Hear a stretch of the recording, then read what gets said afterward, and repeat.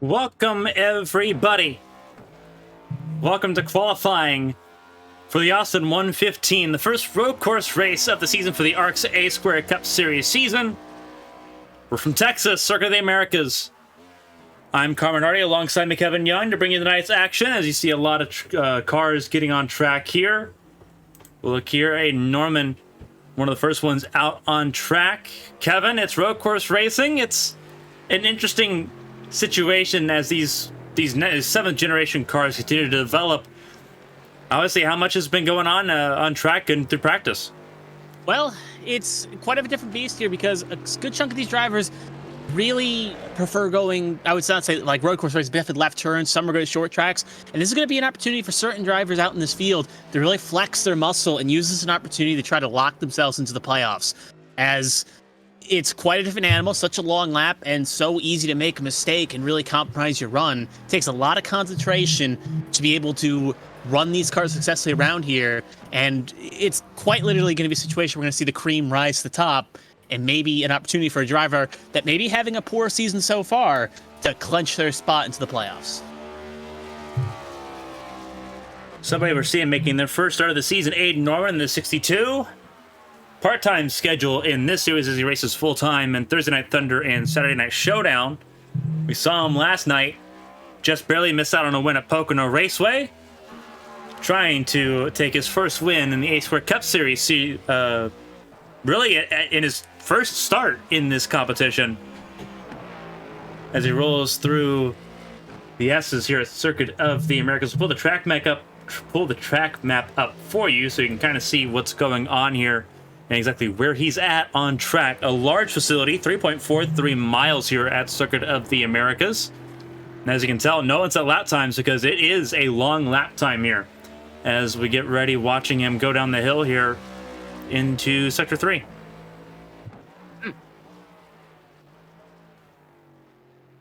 Yeah, he's coming down the hill here again. Very easy again to make a mistake as you see him going to come up the hill here.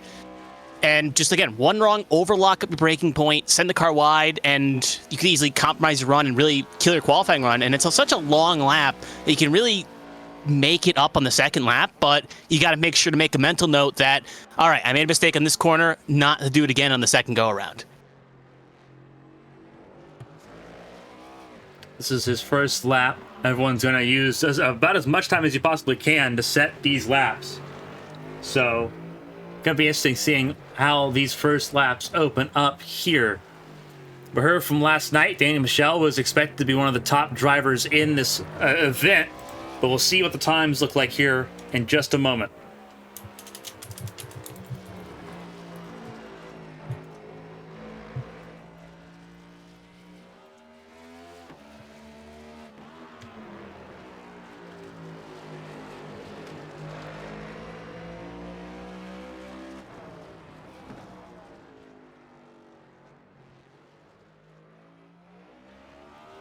Coming out of the final corner to finish lap one, Aiden Norman does go top of the board, 214.65 for Aiden Norman on debut.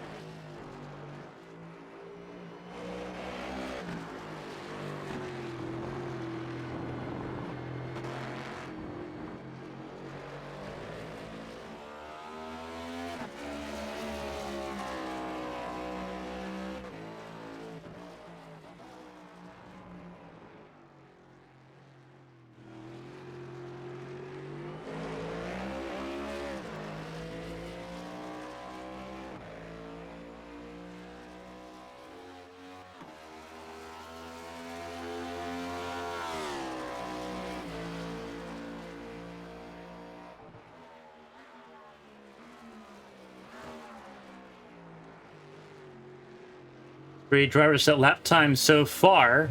It's going to be an interesting little scenario that we see here because as we've seen throughout this season, for those that are kind of new to watching the A-Square Cup Series competition, we have qualifying, which determines the front row for the race, and then we have 2 heats that determine the rest of the starting order. Heat 1 will determine the inside of each row. Row 2 will determine the outside of each row, beginning with row 2. So we're going to see some interesting racing going on here. Everyone's going to have plenty of track opportunity to try to at least figure something out for this 34-lap race. It's going to be a bit of an endurance test for drivers that maybe are not super familiar or super used to being in the road course side of things. As we watch Norman see if the second lap's an improvement here.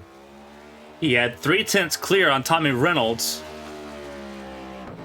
In the Saturday Night Showdown Series, he won at Sonoma. He improves massively, 2:13.2. We'll actually pivot to Daniel Michel as he finishes his run. Already a race winner. Looking for a chance to get another one. Yeah, we know regardless, we had Atlanta, a lot of tempers were flaring last week in Atlanta with a lot of drivers maybe not the happiest with each other, but now at COTA, it's a track to kind of give themselves a bit of a reprise, a little bit of a chance to kind of breathe and maybe let the tempers flare. But the thing that makes it a bit of a downside is quarter 1, especially on a late race restart, could be a bit of a pandemonium spot where it just screams dive bomb central for a lot of the drivers out here on the field. But looking, as we still watch drivers, we've got not that much time left in qualifying with such a long lap. It wouldn't shock me if a handful of drivers are in the situation of just waiting it out here and electing to maybe just wait for the heat race, because everyone is locked in on time, locked into the field. No one will be bumped.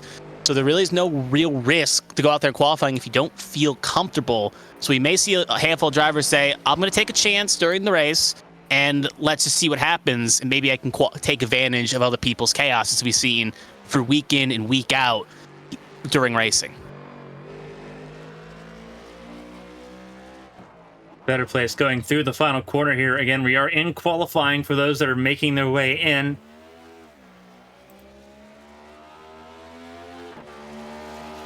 Better Place crossing the line will go 5th. Fastest temporarily, Matthew Leiter on his second lap. Bumps him down to 6th. It's Norman and Reynolds at the front of the field. Daniel Michel just barely missing out on the front row. Toby Estes, what's he got?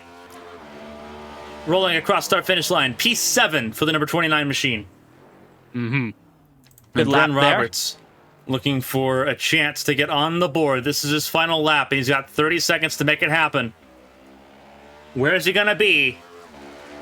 What heat's going to go through? He'll go right now provisionally P7. Austin Purnell may not have the time to finish this lap. Finish second at Atlanta. May not have the time to finish the lap here. Lap 1 did not count for him. Steven Oberstadt a little bit closer, but may not be close enough and not looking super quick, and he just went off track, so that will invalidate his lap time. So 14 drivers managed to set lap times in the 10-minute qualifying session. And the gate will quickly close as we get ready for the first heat race of the event.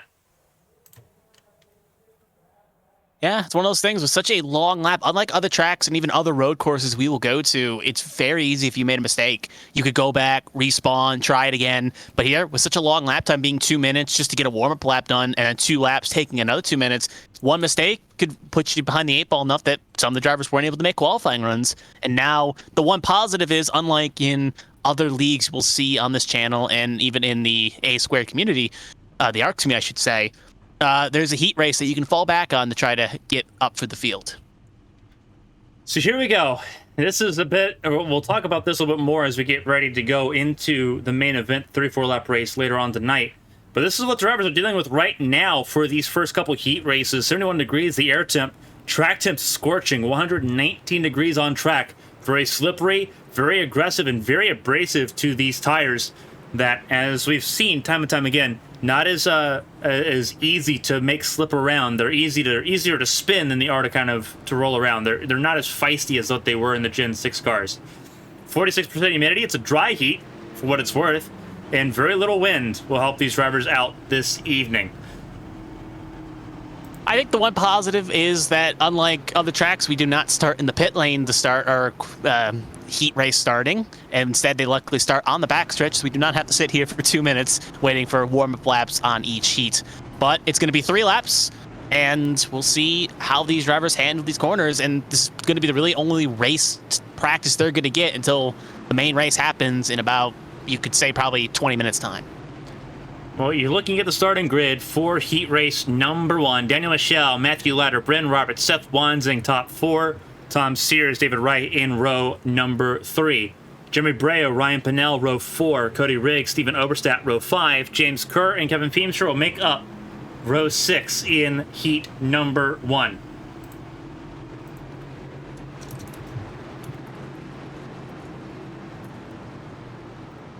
All right, as they're coming out the final corner, pace car is going to pull off here. It's going to be on green flag.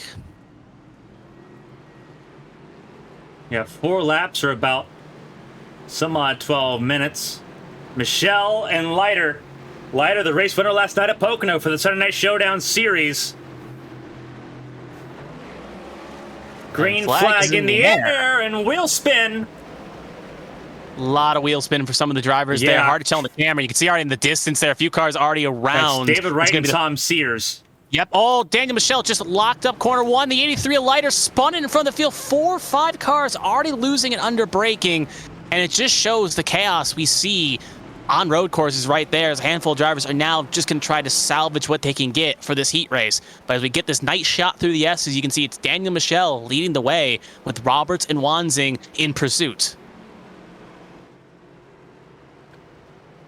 Yeah, Michelle went wide in turn 1, and it turned out being the right call because it kept him out of harm's way as Leiter ended up gunning it and spinning around on the exit of turn 1.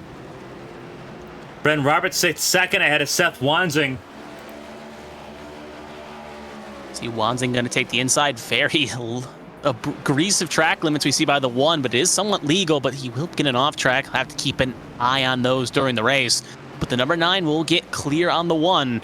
So put Wansing up a spot and Roberts down the 3rd.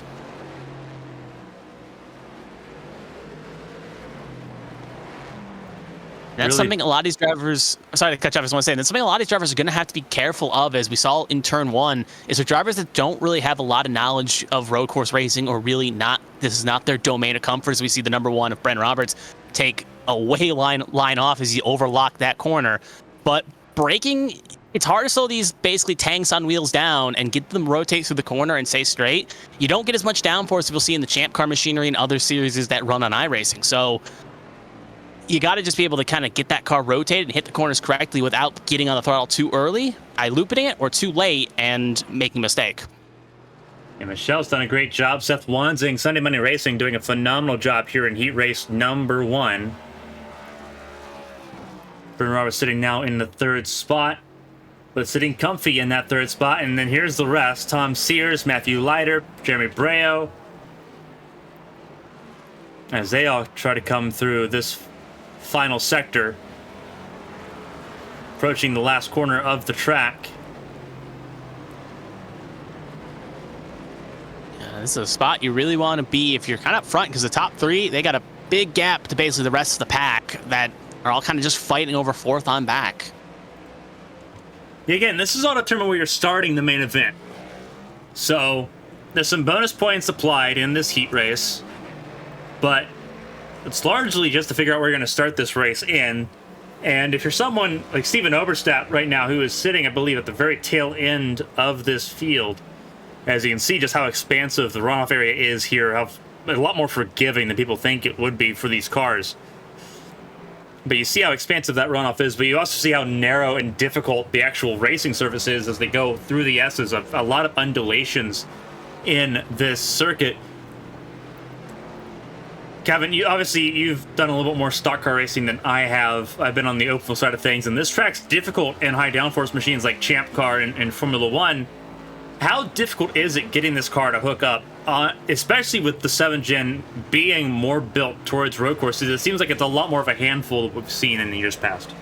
Well, as someone that did run a next-gen series and someone that was very slow on the road course, I don't know if I'm the best person to give you tips on it, but from what I learned and was taught by some of the people that have helped me out throughout the series, it is a bit hard to wheel this car around. You do get 5 extra gears and can really punch down the straights, and it being a little bit tailored more to a road course is a good thing, but you don't get as much slip through sometimes corners. It's a bit more planted, but it feels like a false positive because you can go through a corner and it's like, okay, it can definitely stick it a little bit better, but in turn, it feels like you get lulled into a sense of, okay, this feels fine. And then it starts getting a little snip slappily as we've seen like in corner 1 at the start, and you think, I can get on the throttle a little bit earlier than I want to, and the car loops. So it's really about throttle management, throttle inputting, and just knowing that even though it's more built for road courses, you still don't get that downforce where you can plant on as quick as you may think.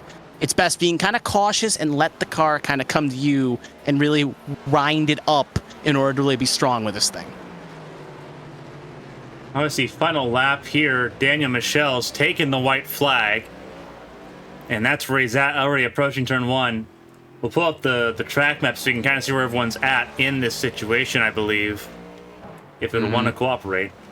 Well, while we wait for that to pop up, it is worth noting that just 5 cars you can see on the timing and scoring, basically kind of in their own little thing. Steph Wanzing already going through the S sections. To put that in perspective, the last 2 cars on the racing track of Ryan Pinnell and David Wright just entered turn 1 right now.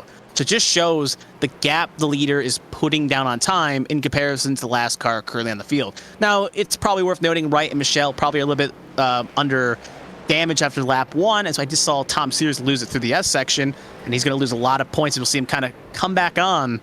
But he's going to lose a lot of spots per se. As he was well in 6th. Now he's going to fall into the meat of the beast, as he's going to fall to Feemster and could be under pressure from James Kerr and Cody Riggs, with those tires not being up to snuff with the grass that's now on them.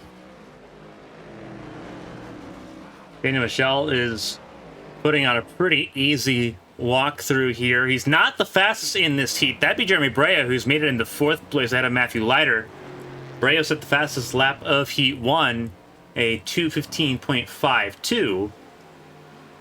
But Brea again sitting, trying to battle and trying to close in on Brandon Roberts. Right now it's Sunday Money Racing 1, 2, 3. A really good sight to see for that team as they continue their progression in the Ace Career Cup Series competition. It's been a good season so far. They lead the constructors, and they've been pretty strong. Bit of a dark horse team, as people thought Jeremy Brea's Beatron Racing was definitely going to be in situation to be up there, and Sunday Money Racing currently leads the table. But if we see for the last couple corners here, we got we were on board with Wanzing, but Daniel Michel coming off the last corner, he is going to win this heat as he crosses the line, and he will be front row for the 2nd row on the inside, with Seth Wanzing going to come up the last corner here in 2nd. And we do got a bit of a battle forming between Roberts and Breo, but it looks like Roberts is going to hold station on Breo and keep 3rd. Breo going to fall down the 4th. And now we're going to wait for the rest of the pack, with Tom Sears able to get back up the 5th position, passing Feemster after his mistake in the S sections. He'll come bring it home in 5th, with Feemster and Leiter 6th and 7th respectively. And then the rest coming here with Kerr, Wright, and Riggs. There's a 75 at Kerr for Black Acid Racing. David Wright and Cody Riggs under pressure there in the last point for Pinnell, but Pinnell cannot get the spot. So that is going to be your top 11, with Daniel Michel putting the field on notice, saying he's going to be someone to watch out for when the actual race begins.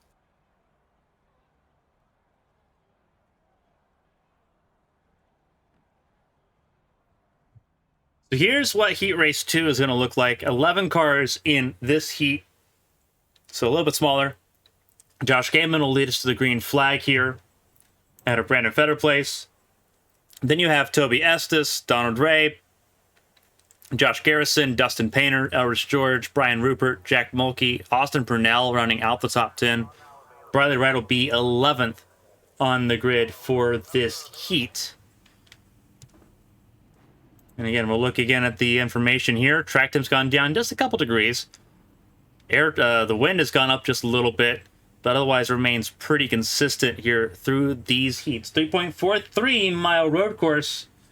It's going to be interesting to see how this group handles the hills of Circuit of the Americas. And it's worth noting, unlike in other sanctioned bodies we see, the wind is not getting as much of an effect on these stock cars as it would be for very open wheel machinery. So it's still something you do keep an eye on, but these cars are very hard to move with little gusts of the wind. So it shouldn't affect the run too much with lower gusts of wind.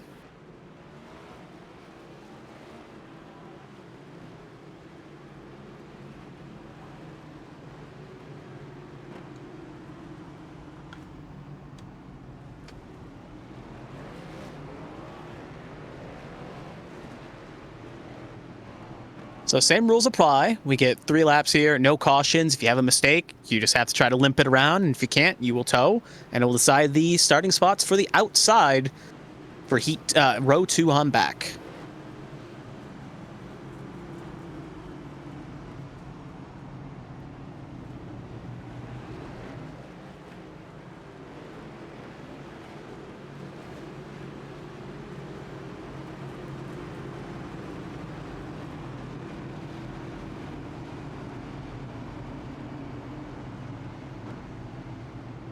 I guess now the next question is going to be what will end first, the actual NASCAR race that's currently happening or Heat 2? Because right now they're almost in almost a dead heat with how many laps are left.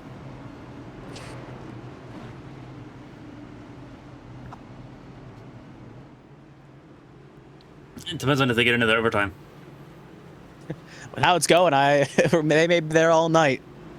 But regardless, pace car going to pull off here for the actual race we're commentating. It's going to be Gaiman and Feather Place locking up the front row. Flag's going to be a little bit more down than you usually would expect.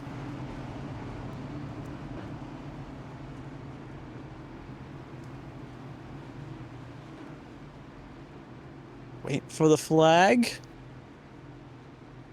It's in the air, and away we go for Heat 2. The 61 of Gaiman gets a good jump there. Looks like all cars don't get that bad of wheel spin as we saw in Heat 1. But now the question is going to be turn 1 here. Can they all navigate it correctly?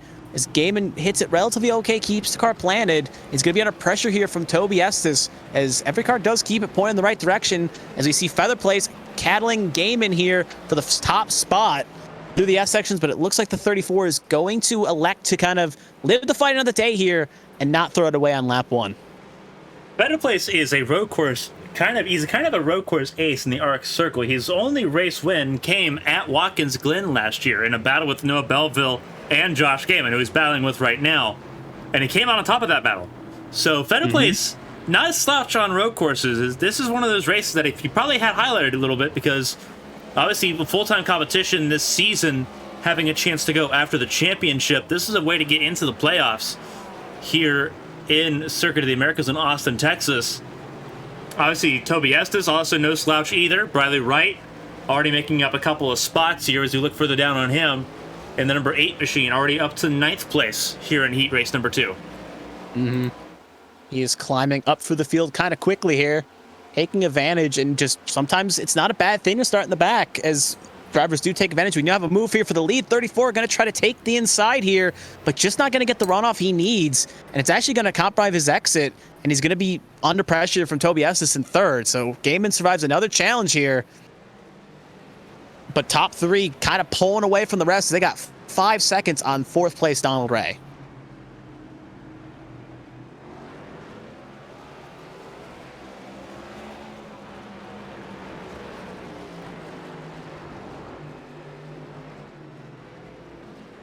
And the one thing that's kind of a bit hard is if you're in Toby Estes' position, you kind of sit and watch, and it's unlike other tracks and other situations where you can maybe follow through and make a pass. If Feather Place is in a spot where he's trying to attack Gaiman, there's really not much Estes can do. He can try to follow Feather Place or maybe try to hang it around the outside, but he's kind of sitting and watching and just hoping that Feather Place makes a mistake or falls enough back that he can't attack, leaving him under pressure from Toby.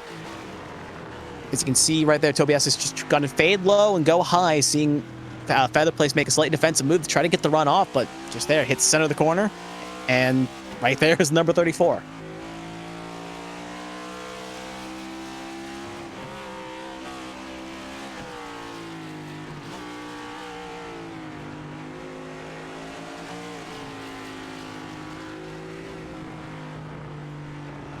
You see how much they're rolling through the corners. You're having to stay off the throttle and let it kind of just coast through. But you're also seeing how much Toby's having to react to Feather Place in game. And as you mentioned, very much having to play a reactive game. Gonna give Feather Place a bump going down the hill. He felt like he had the run there, can take it. We're going to see him probably throw it into this corner here. Going to have the inside. Hard on the brakes, and maybe a bit too hard, but he'll get the job seal done. Thought he was going to overcook it there, but he'll successfully get it done, but it's going to open the door for Feather Place to possibly strike back here. And that he will. He is now side by side with that 34. You can see him right on the inside there, out towing the 29. Now the question is who's going to be braver on the brakes going into this corner.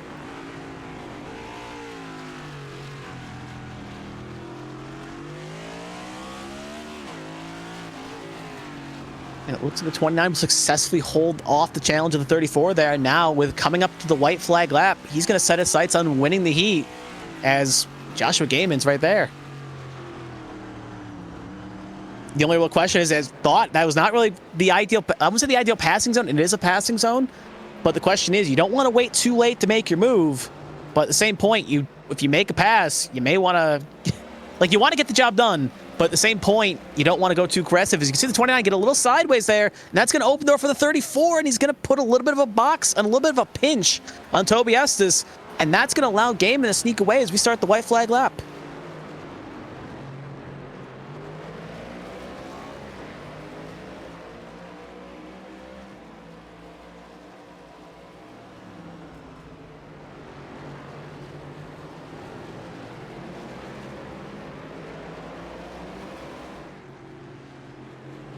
Yeah, phenomenal job so far by these top three.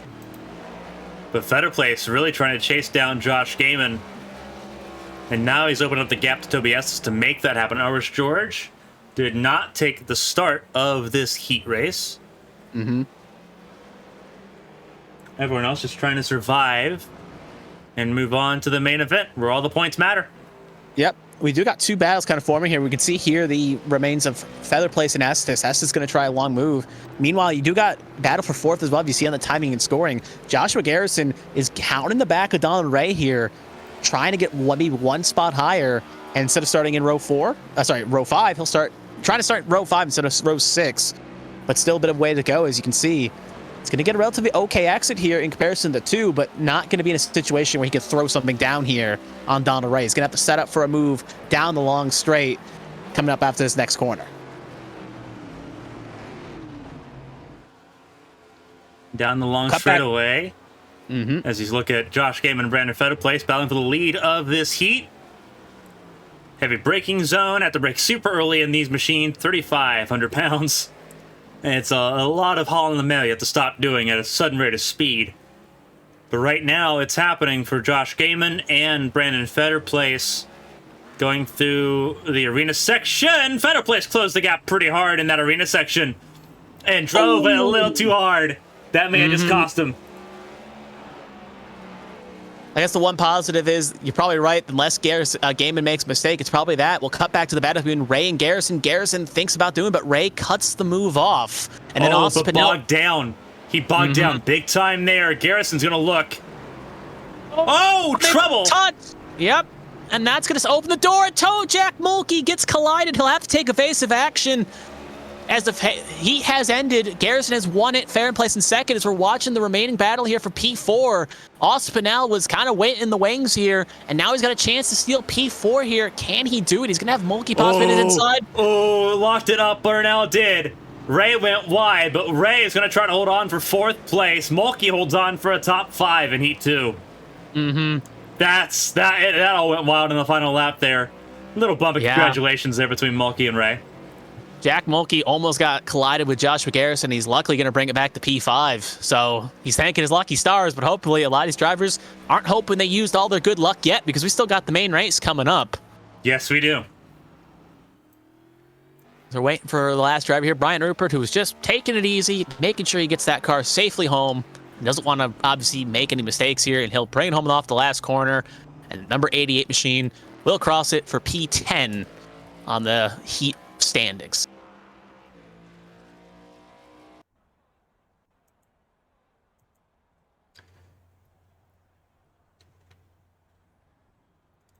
Right, so now the drivers are going to get 5 minutes warm up, which honestly, it's not much time in comparison to other tracks we'll see here. If, like, for instance, we'll see with Bristol, Martinsville, other short tracks, that can buy you a lot of time. Here, that will probably get you a lap and a half a change. So a lot of drivers, if they want to take it, are running to the pit lane exit here just to get as much time as they can on track and make sure everything's adjusted, make sure the wheel's connected, and you feel comfortable on braking points. Maybe take this as a last opportunity to practice if maybe you can get a little bit more out of a braking spot than is necessarily elected.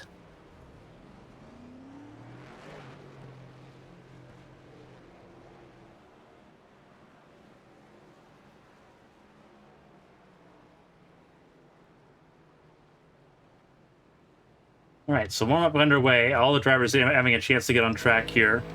Tommy Reynolds, one of those drivers, taking the opportunity.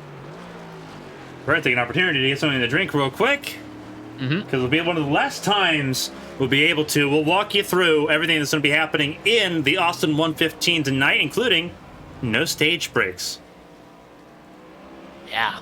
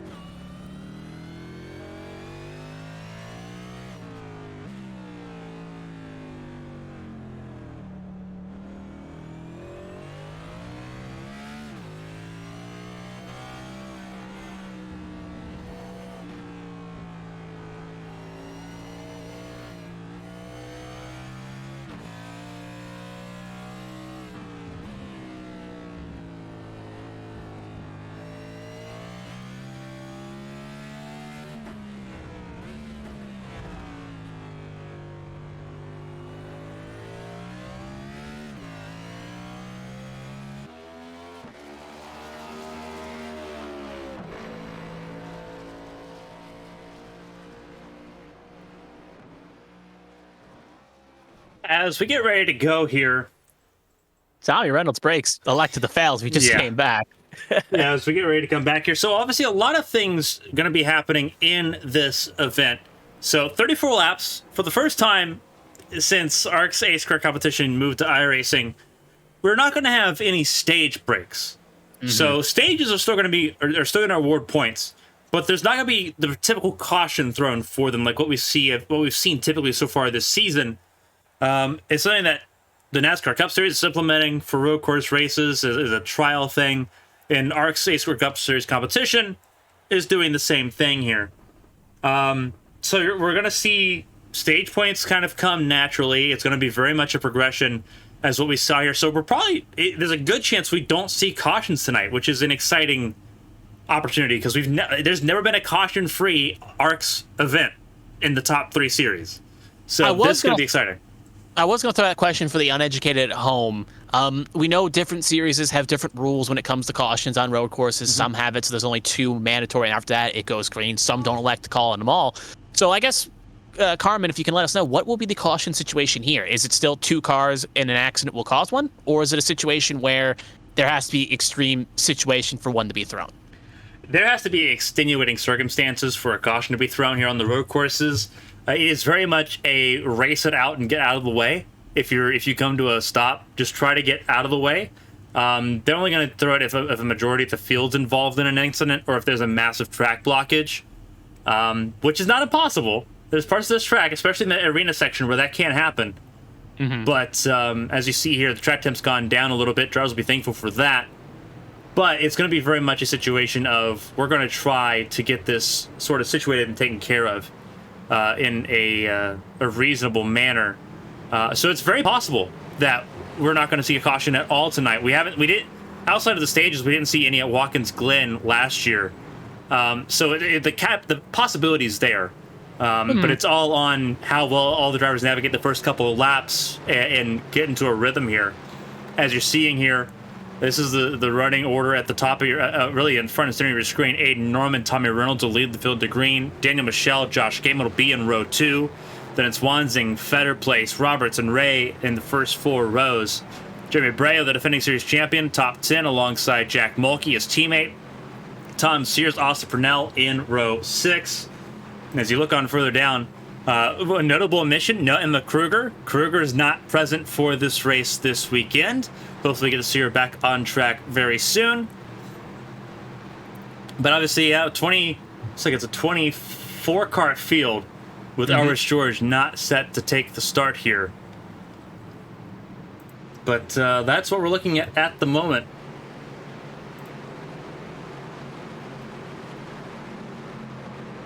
Pace car's going to roll in. And we're getting ready to get this one set underway. Yep.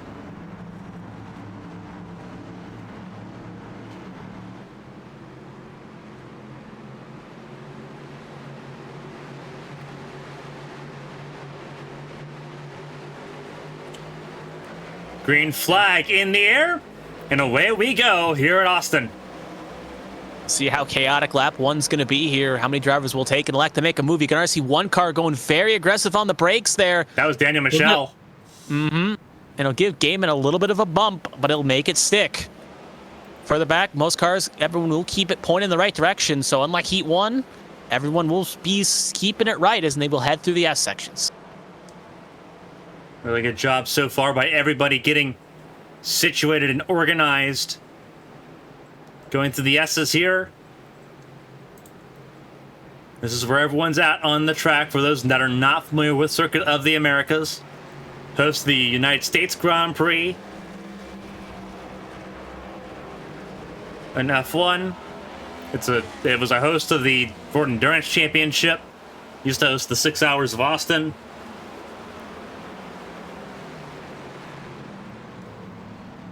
It's a quite nice circuit, and it's a good thing they added to the NASCAR calendar because it's provided some great racing.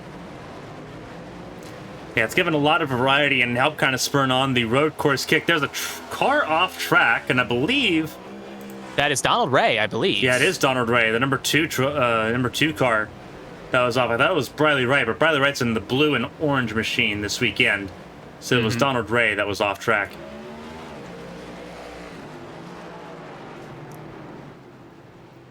Aiden Norman doing a phenomenal job here. Holding on. Tommy Reynolds keeping him in close pursuit in the number 7 machine.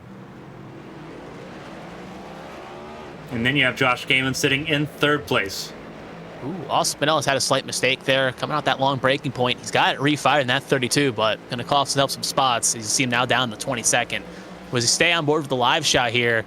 You can just see Joshua Gaiman just you have to follow your neighbor. That's probably one of the advantages of road course racing, is that you just kind of follow. If you don't really know what you're doing, try to follow the car ahead of you and just get a feeling of what they do and maybe take a note when they brake. Downside, obviously, you don't see the brake lights, but you can kind of at least understand, all right, this is the line that it could take. But obviously, different lines work for different drivers.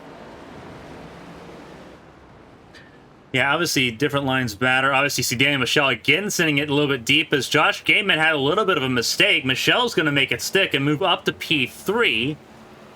So keep an eye there.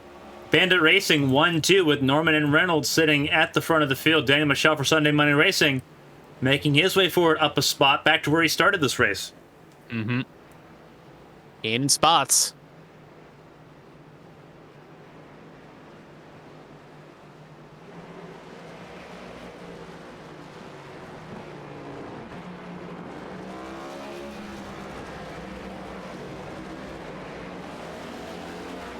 Do got a bit of a good battle here forming up here as we see on Michelle. We do got a battle with Seth Wanzing under pressure here from Bren Roberts and Tom Sears.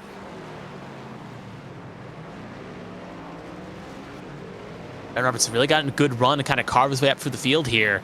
And there's Tom Sears kind of keeping an eye on 4 cars kind of forming up. And yep, even Braille's falling down in the clutches. So big battle here, fighting for the 3rd spot here as they kind of see the car they need to catch up to ahead of them. And they're just trying to reel them in.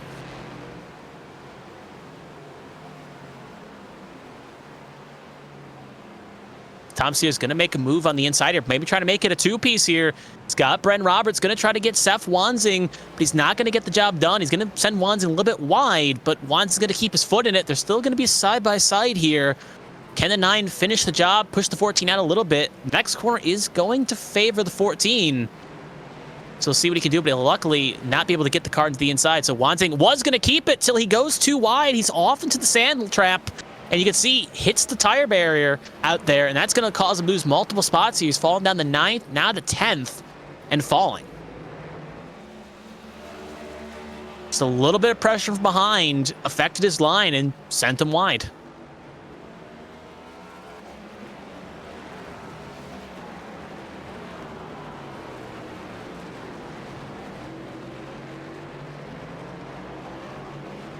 Well, the battle still rages on here for 7th. So Roberts looking to possibly send a move here on Tom Sears going into 1, but just a little bit too far back to send it, especially on lap 3.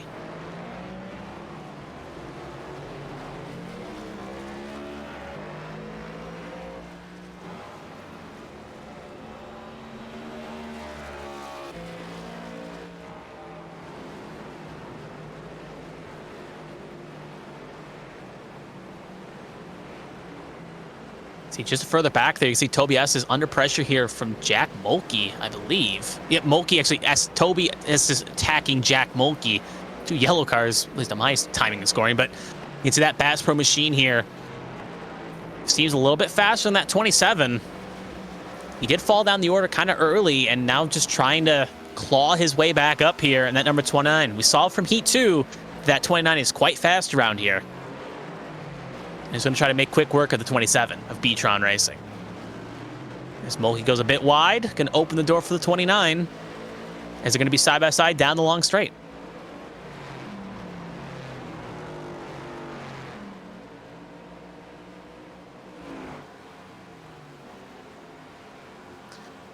Really, it's going to come down to who's going to be more aggressive on the brakes, as we usually say that at road course corners, and it looks like Toby Estes is going to end up taking advantage here.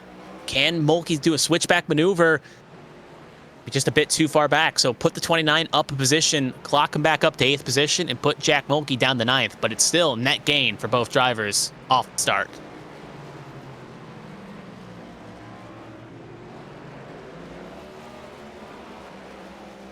Yeah, right now it's been a really good run for Brian Rupert. I believe is fallen out of. I don't think he's fallen out of this race. I believe he's just fallen out of our range, our telemetry range here. Yep, Brian Rupert is currently looking through corner, like at the end in between sector 2, going down the long straight for the end of sector 3. So he's still putting around, but definitely just trying to survive.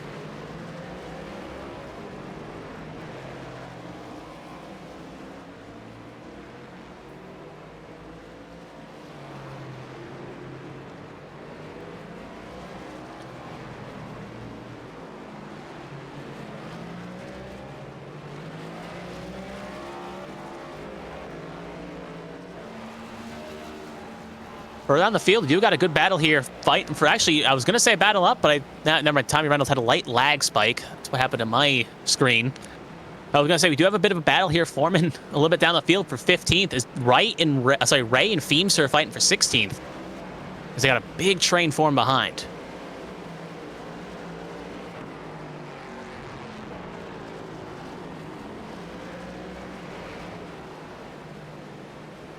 This is that train you're talking about here. Just behind James Kerr, really, with David Wright. Mm-hmm. 8 cars kind of formed behind, just trying to find the time they can get to really make something happen. As I about to say, I think the 62 had a slight lag spike there as he was falling down the order quickly, but he's gotten it back under control. But just look at that train there. It's the main problem is if you think you got the pace to really cut through it, it's easier said than done. As even when you get past 1 car, then you got another 4 ahead of you that you may have to make work on and make quick pace on to try to catch up, because once you get to the end of this little train here, it's going to be another 3 seconds till you get the Dustin Painter, and then Dustin Painter's 6 seconds behind the next car. So not been the great race for these cars back here, but some of these drivers, they know this is going to be a mulligan race, and they just want to get through it, get as many points as they can, and then set themselves up for next season. We see a move there as Kerr is going to be under pressure from David Wright, but David Wright almost thought he was going to make a move there. He'll try it in this corner here.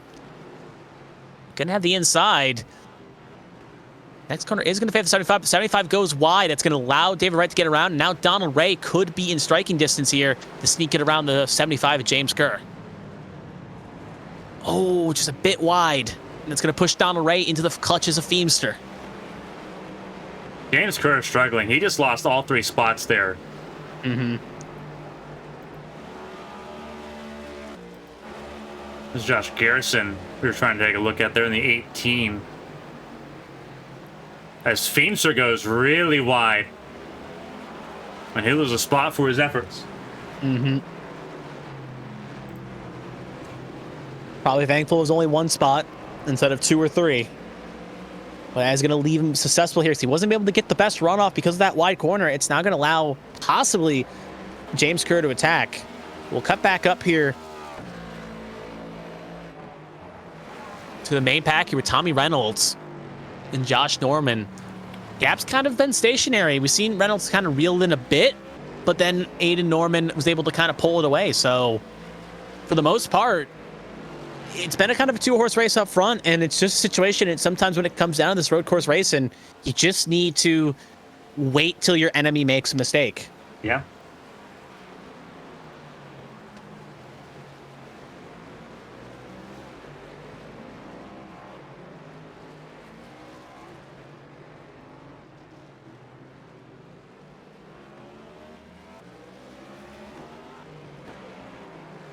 Listening through Raider chatter, I think a few drivers are just already kind of over this road course experience and just kind of want to get on to next week.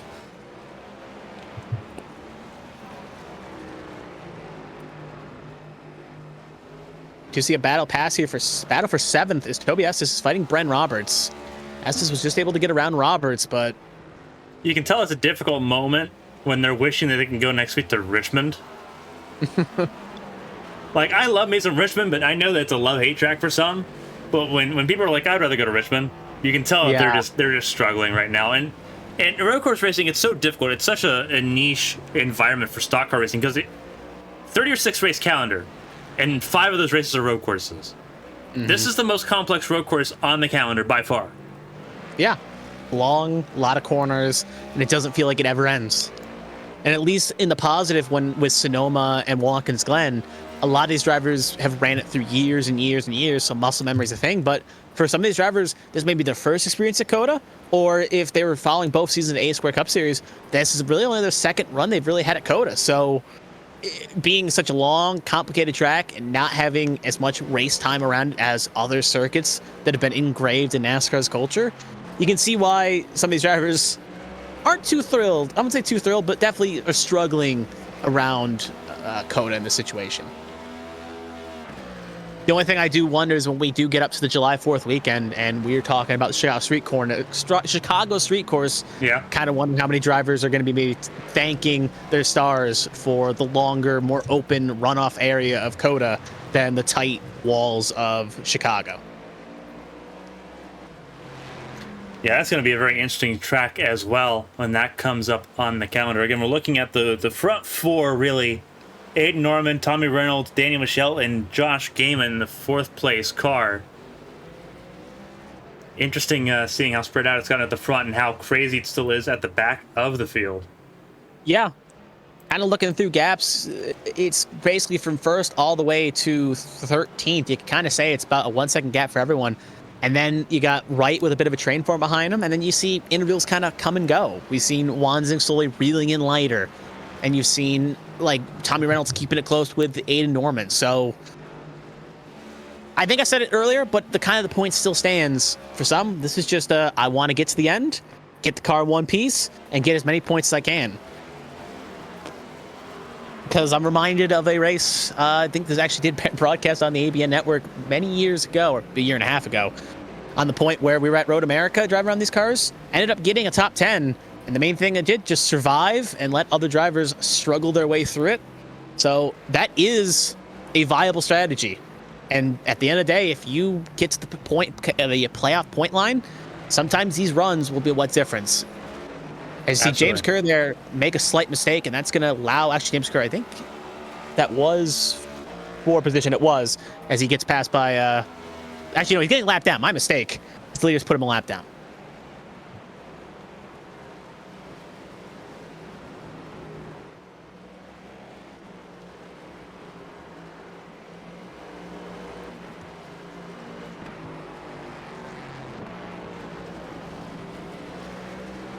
Another thing to keep an eye on these road courses is pit strategy. Yeah. Unlike other tracks where it's kind of clear, cut, and dry, like we'll see at the super speedways or the plate racings, pit together at short tracks and 1.5 miles, the undercut. Here, strategy is quite a good thing to do. And unlike in the past where stage breaks were a thing, where you could run the tank out and then maybe pit right before the stage ends, not go a lap down, and then gain track position that way and try to hang on, here, it's just a situation where you can still do that to try to get stage points because obviously, but there's no cautions to really save you unless someone wrecks. So there's that. And if you can try to undercut, maybe if you get some clean track, you could maybe lunge in. So we may see some strategies like Tommy Reynolds, who's kind of holding station, running similar times to Aiden Norman, may use that as back pocket when we get to the first or second pit stops where he'd be like, okay, I'm going to pit. I'm going to take the undercut here. I know I'm going to be a little bit on the terrible side on the long run, but I'm going to take advantage, get the track positions, and try to clear Aiden Norman before pit stops conclude. So we do got that to look forward to, as we're only on lap 7, but that window is coming sooner than you think. We're already on lap 7 as we're watching this battle. This is outside the top 10. This is a battle for 11th between Matthew Leiter and Seth Wanzing. Seth Wanzing trying to recover after his early mistake, trying to get back into the top 10. Mm-hmm.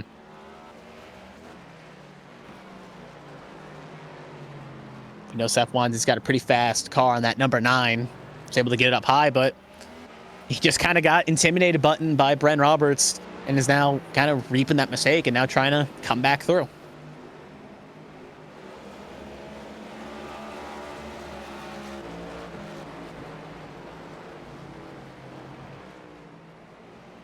I think his only downside is that if he does get around Matthew Leiter, it's going to be about a 6-second gap till he gets to Tom Sears.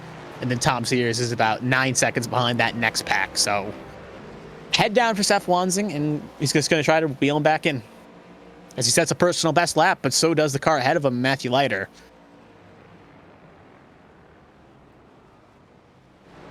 A little bit further back, we do got a good battle fading up between David Wright and Donald Ray, as Donald Ray got it within a half a second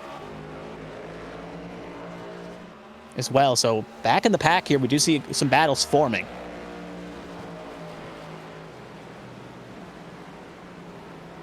Just to show you the gap there, that car right before you saw the exit the screen, that was the 14. The 14 of Sears, and that we do have a battle. Actually, I was gonna say we had a pass for the lead, but that was again timing and scoring failing me here. As Norman's still holding station. Yep, there's that battle for the lead. You can see though he has cut it down though.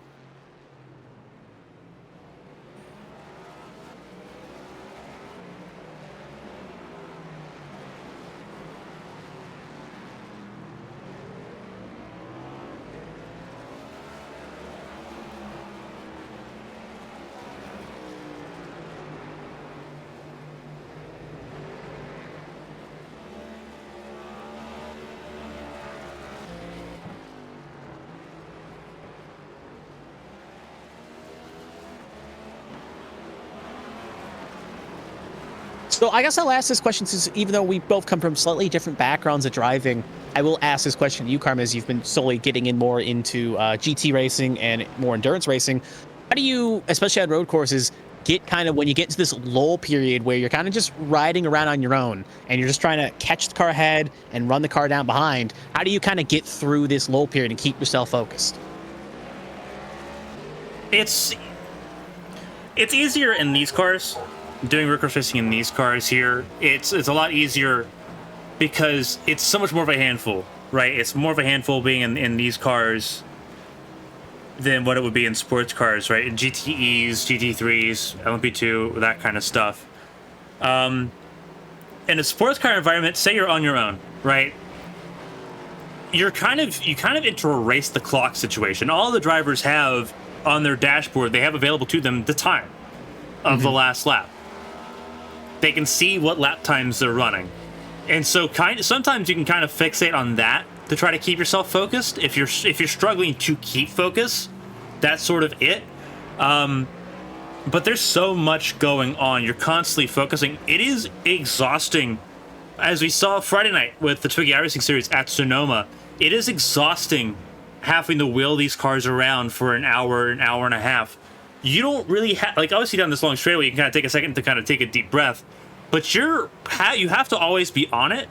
So it's a little bit easier in stock cars being in this situation. And obviously it's a little bit easier for Tommy Reynolds knowing that who he's chasing is his teammate, and they're going to have radio communication with each other. And obviously now they're working against Daniel Michel sitting in third here, who's also approaching rather quickly. So for these three, it's all about just being smooth and hyper focusing on that, but having to do all that hyper focus, all that just that hyper attention to detail and to lines and consistency and replicating lap after lap, that typically sometimes is just enough. Obviously we're trying to get around. That is the lap car of Josh Garrison, who's going to get out of the way here. But for Tommy Reynolds and Danny Michel, it's easy. For Josh Gaiman, who just now comes down pit lane, pit stop number 1 for him. We'll see if Fetterplace stays out. Fetterplace will stay out a lap here. And Toby Esses will also stay out in the number 29 machine. So Gaiman, the first one in, and it looks like at least this lap he'll be alone in that situation. Yep. Nothing really worth noting that it looks like a scheduled stop for that number 61 machine. It's going to be first of 2 pit stops. One other pit stop he's going to have here at the very least. Possibly 2, unless he can really stretch it. Looking to maybe make it maybe 22, 23, and then the finish. So most drivers here looking to make it on obviously a 2-stop race here. Obviously, you can stretch it a little bit farther. Maybe you can even break that window, but that is a big ask here. But up front, it's still Aiden Norman leading the way with Tommy Reynolds and Dan Michel 1, 2, 3. Kind of keeping an eye on other battles. As Red School just brought up, this is going to be the end of the stage coming up here.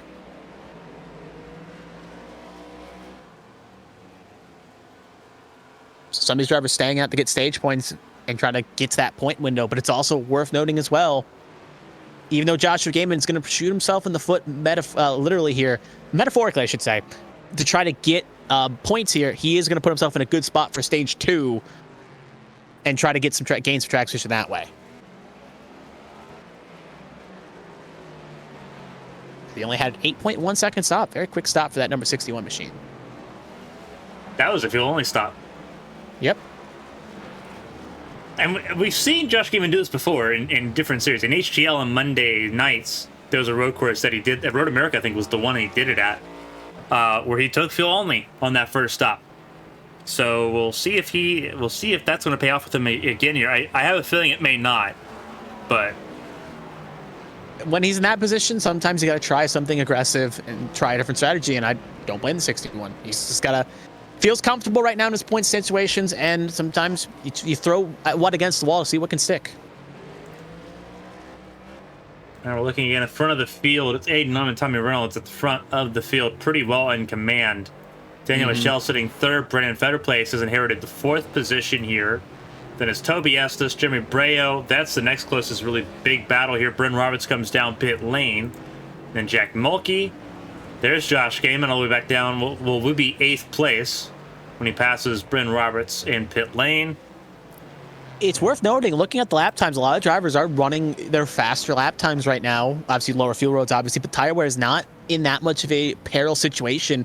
As we saw in the last lap, Aiden Norman and Tommy Reynolds both run their personal best. So it is doable to get some good robs. So it could still work out for Joshua Gaiman. Now, the question is, Brent Roberts in the pit lane. This is going to be a 4-tire pit stop for him as he's well over the 15-second stop line. And Matthew Leiter also elected to come in as well. He's also in his boxes as well. So we're starting to see drivers blink here and taking advantage and trying to get tires and fuel as they're starting to hit the early stop of their window. And we usually see on road courses, drivers like to run it out per se, and then when they get into their window, pit right away. So we'll see, obviously, when the second pit stop occurs for the majority of these drivers, they're going to come in as soon as they can. Once the window opens, probably are going to blink right away because likelihood of caution is small. And if caution were to come out, you'd then be put behind the 8 ball quite literally because you're going to be the spot where you'd be behind everyone that pitted, and you won't put anyone a lap down, so they won't get the wave around.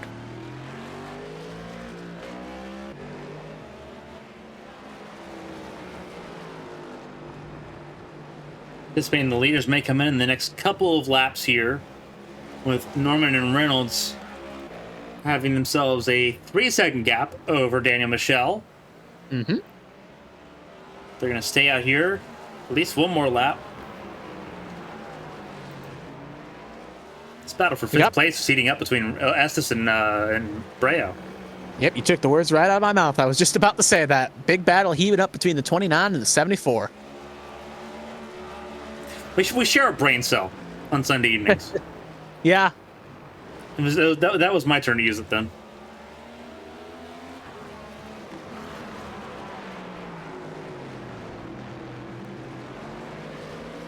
I feel like Breo's going to set up for Ascend here. He's got the good run off the corner, set a fast lap there. Personal best for both drivers. Slightly fast for Estes, though. Looks like he's a little bit too far back, so I think my prediction was a little bit... Well, I may have been wrong, but I actually was right. As the 74 is going to send something deep on the 29. Can he make it stick? He can in the short term, but it's going to allow Toby Estes to hang it around, but can he get side-by-side with the Estes, / does he even want to go side-by-side with the Estes? No, he cannot. So Breo's aggressive send nets him a spot, and it'll put him up the 5th position.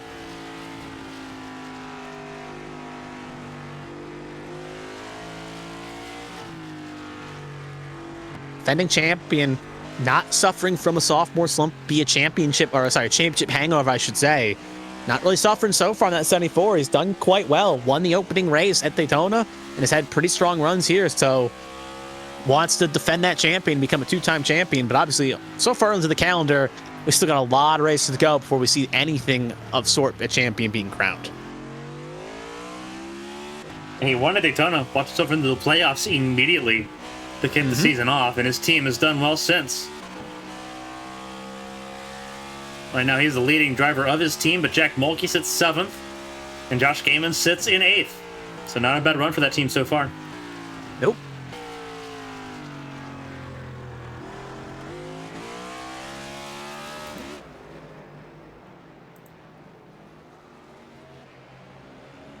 Keep an eye on the battles. We do got something a little bit farther back as well, forming up between Ryan Pennell and Briley Wright. But worth noting down the pipeline, Aiden Norman coming in this time by.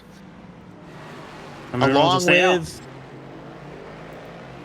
think that's him. Only him. Dan Michelle also came in there. Okay. Yep. Really got to update my SDK. But for right now, yeah, it's Norman and Michelle coming in. Both two drivers. Tommy Reynolds, Featherplay staying out. I know Featherplay's coming in. Yes, he is. So that will 3 drivers coming in. Toby comes in. Coming in. Yep. After losing a spot to Breo, did not want to risk falling down the order. But it looks like that's going to be that. Now the question is, how much will Josh Gaiman, because he was the first to pit here, keep that in mind. How much will he sweep up here? He's going to get around that car ahead of him. That's a lap down machine, if I'm not mistaken. Because Norman's already out, so he's not going to get there. You can see Daniel Michelle, he's also out as well. So it looks like it's going to be a couple spots, but there's Daniel Michelle right there. So he did reel in that 25 in comparison to slightly more. But the only downside is he kind of wished Jack Mulkey got around Daniel Michelle and maybe dragged them a little bit farther back. But Michelle will at least keep the pressure for now and hold it through the S sections.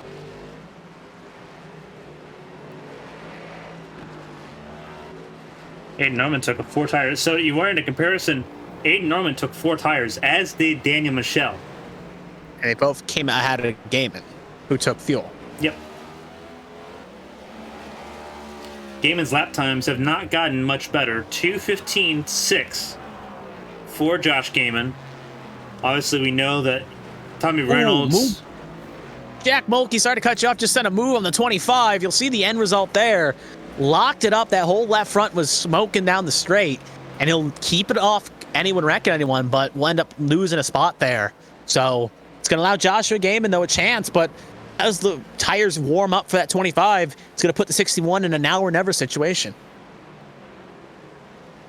As they're going to catch that lap down vehicle to 75, James Kerr here is just going to get out of the way and allow these 3 to fight for 4th position. Tommy Reynolds comes down pit lane. Mm-hmm. Believe Jeremy Breo may be close to it. We'll see here. He's got a couple corners before he will hit it. Question is, will he... He's got the 62 behind him, so he's just burning time. My question is where will Aiden Norman come out ahead of Tommy Reynolds here? Breo's coming in, so we're going to see him pull to the right, and now we'll see if your question gets answered. Well, it's going to get answered. The question is, how will it answer? 7 is still not left his box yet, but he's got a front row starting spot here for pit road. Ooh, slightly slower than Norman's was, and you're going to see him zoom on by there. So could not gain on pit exit entry. 14.6 for Aiden Norman, 15.1 for Tommy Reynolds, and it looks like the gap holds about the same. A 1.8 second when they came out. When it came in, it was right around the same number. Actually, it's fallen a little bit, so actually a slightly net loss for the 7.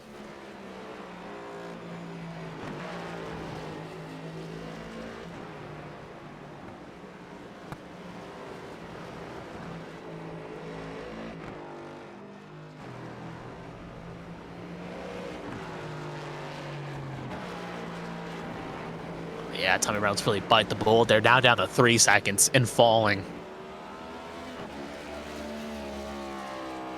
And he's going to possibly fall into the clutches here. Daniel Michelle and Joshua Gaiman, as they're within about a second of... Daniel Michelle's within a second of Tommy Reynolds, and Gaiman's in 2 seconds of Tommy Reynolds.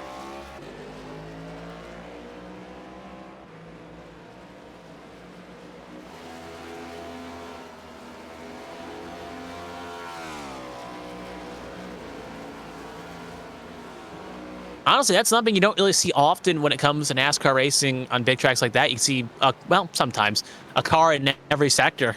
Some are on the first, some are in the second, some are in the third, some are in the fourth, some are in the fifth. So they're all different parts of the track just doing their own race. Is Daniel Michelle, I think, made a slight mistake. He'll get it back on the track, but it's going to cost him some time to Joshua Gaiman.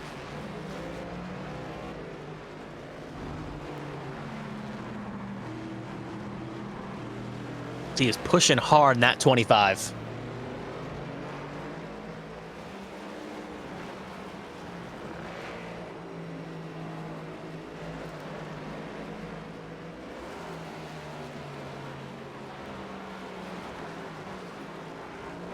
Oh, big smoke clutch by the 25 there again. And he saves it. Yeah, he did a really good job of saving it there.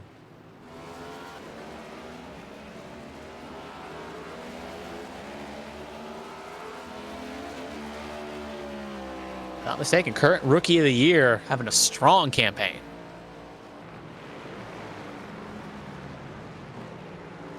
Yep, he's currently the Rookie of the Year with 204 points, with Oscar Pinnell close behind at 173.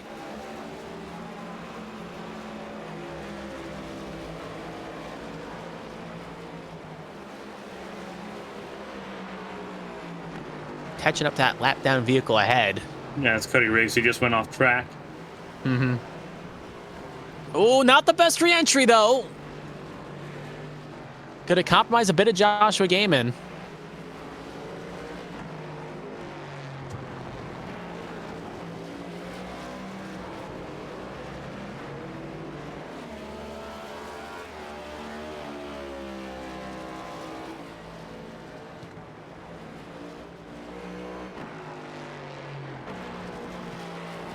Looking through the field here, seeing what we got for battles. We do have a bit of a battle again, heating up again with Toby Estes and Bren Roberts. Coming through the S section, we can see 29 gets a good run on the 1. Looking at that interval right there, about a 2/10 gap between Roberts and Toby Estes. We've seen aggressive sense here. You can see he gets a very good exit there, and it's going to allow him to get around the 1 just like nothing. The 1... maybe should have probably put up a little bit more of a fight. Maybe try to allow 29 to outbrake himself into the corner, but I think they're running 2 different races here, knowing that with Toby Estes, actually having slightly fresher tires, knows different games right now to fight and just get what you can get.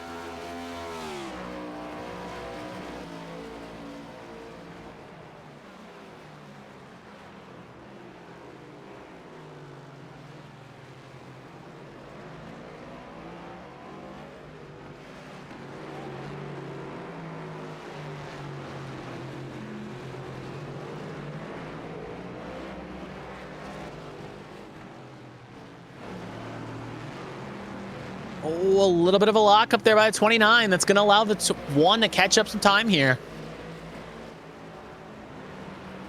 Couldn't get that car woed down and hit the apex.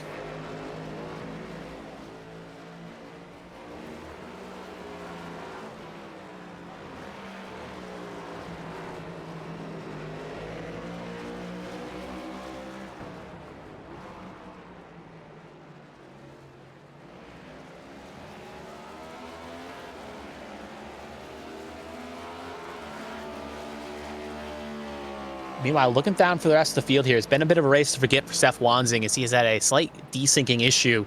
He's gotten back in this race, but he's got that car down to 20 seconds. So he was running high, and internet problems have kind of plagued him a bit here. But stay on board here with this battle for 8th between Toby Estes and Bren Roberts. Roberts just trying to stay close to that 29 machine.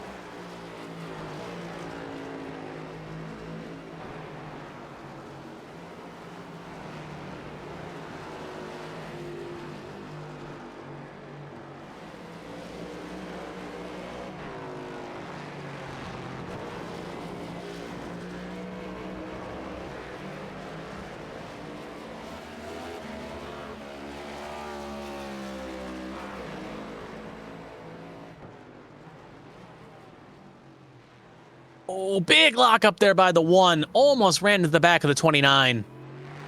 And that is going to take him out of contention here, fighting for that spot, at least for now. Because now he's going to have to get back on that horse and catch the 29.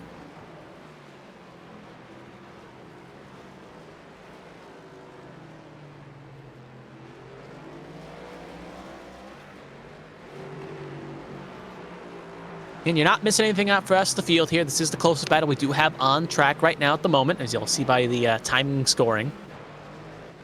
Next closest we would probably have is with Tommy Reynolds or Daniel Michel, but that gap is about 1.2 seconds.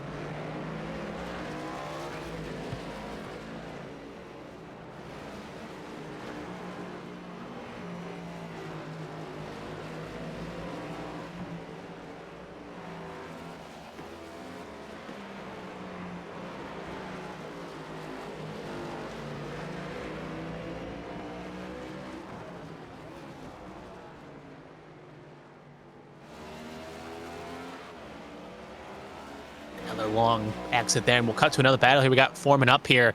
It's a good spot here by Carmen. It's going to be Dustin Painter, Briley Wright, and Austin Pinnell there. Big lock up there by that Painter, and that 65 going to open the door for Briley Wright in that 8 to capitalize. And Austin Pinnell, driver currently second in the Rookie of the Year standings, looking to try to do something here to get around and try to gain some points to close that gap to Dan Michelle, who's up in the second position as... Actually, no, that isn't that second position. I think something may have happened to the 7.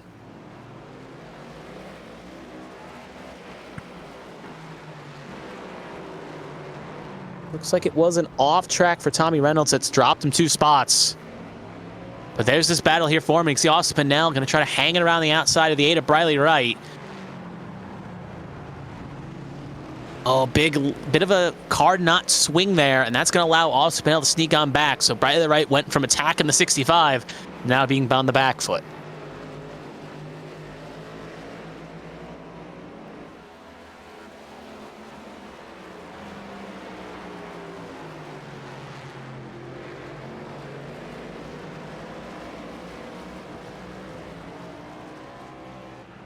Oh, kind of looking back to see what happened with Tommy Reynolds. Kind of interesting to note is he lost it off corner 1 and ended up getting tagged by Daniel Michelle, who gave him quite a good shunt on the corner panel. So we'll see if that affects possibly the performance of Daniel Michelle, because that was a good shunt on the front. Maybe see if he's got any option he'll take when he lets the pit.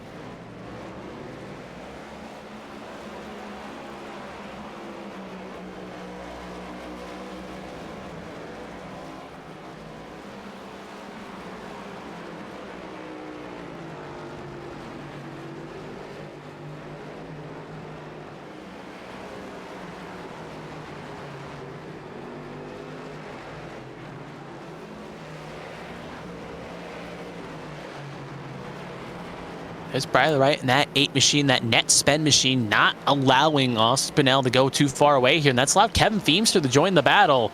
And if they're not careful, they're going to be joined by David Wright and Ryan Pinnell in the back. Sorry, David Wright in the background there. If they are within catching distance of kind of joining this 3-car foray. Ryan Pinnell kind of off in the distance on his own, and it's going to be an interesting 3-car 62. situation there. That's St. Norman lapping him. Yep. And you can see in the distance, there's Daniel Michelle getting a pass here by Joshua Gaiman. It's opened the door for that 61 to get around. So side by side, 61 going to get the clear. So Daniel Michelle makes one slight mistake. And like I was saying earlier, sometimes you make a mistake, you're just waiting for a driver to make a mistake to capitalize. And the 61's done that. Only downside is that's about a 10-second gap from second place up to first.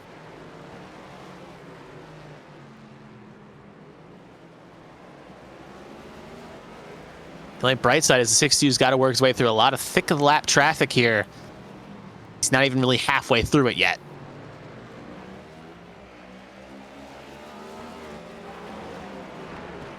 And he's got 3 cars ahead of him. It's not going to be fun smelling for the 62, but there's 61. It goes a little bit wide. Going to open the door for Daniel Michelle.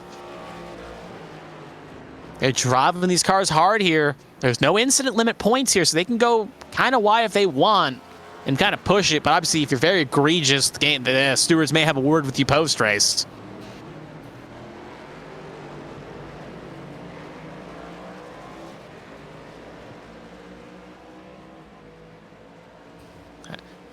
You can see Gaiman takes advantage right now, but still, 62 of Aidennorm has not gotten around this lap traffic yet. He's finally got around the 65. He's got 1 car ahead of him, Austin Pinnell.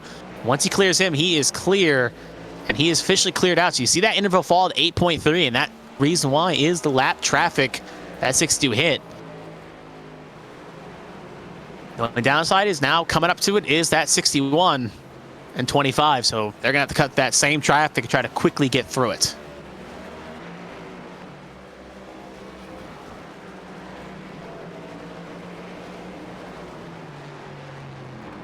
Meanwhile, we are coming up to what could be the opening of the final pit stop window here, as farthest drivers on went were 15 laps, but it's safe to assume the window is between 10 and 14. And with 16 to go, we're going to make it as David Wright goes way wide, and it's going to allow Dustin Painter to sneak on through. So this battle again for 12 is heating up here, as it really has been pretty hot already. as neither driver wants to give an inch.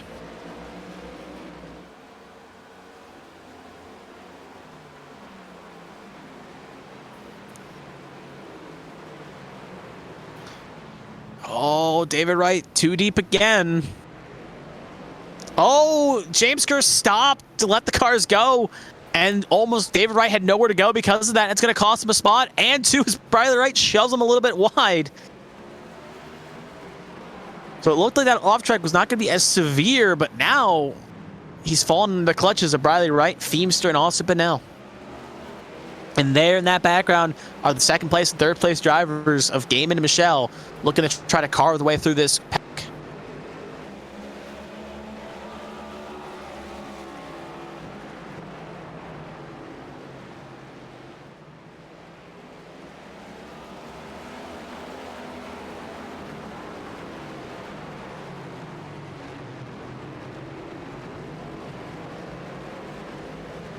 Norman sets a personal best there. 2:14.13 run for him. Also personal best for Joshua Gaiman.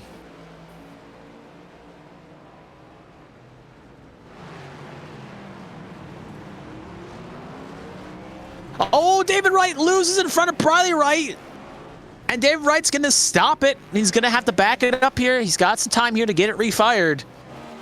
But that is not what a lot of those cars wanted to see. There's Feemster getting passed by second and third place. Scrapping for many laps, and sometimes the roosters came the crow.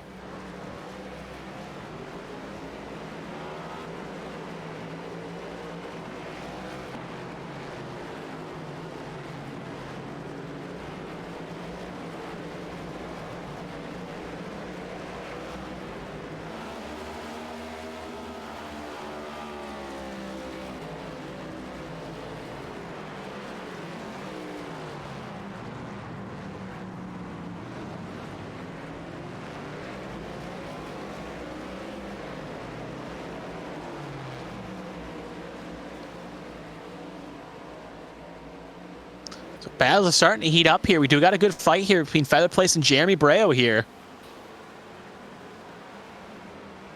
As Breo's closed the gap quite successfully to Feather Place on the 34.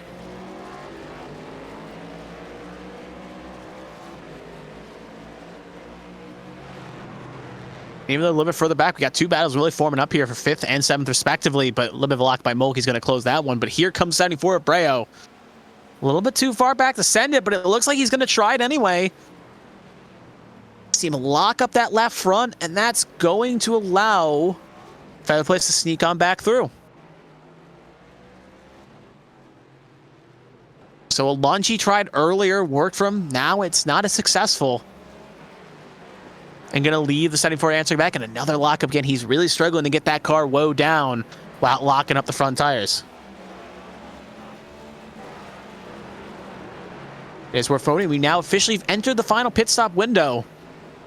So the question is, how many drivers elect to run it dry, and how many drivers will come in the early convenience?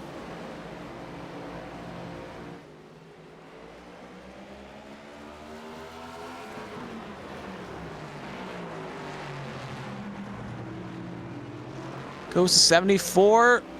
They're going to be side by side going up the hill here. Feather Place holds strong. Mile bit up. Reynolds was able to get around Daniel Michelle, but here comes 74. Another send from Narnia. No lockup this time by. Oh, the car kicks out a little bit on the rear, and that's going to allow Feather Place again to get on around. Very interesting battle here, and just like it's another interesting battle between Gaiman, Reynolds, and Daniel Michelle. Because Michelle's had a mistake. Yep, it's allowed Gaiman to scoot on away, and now it's Reynolds and Michelle fighting.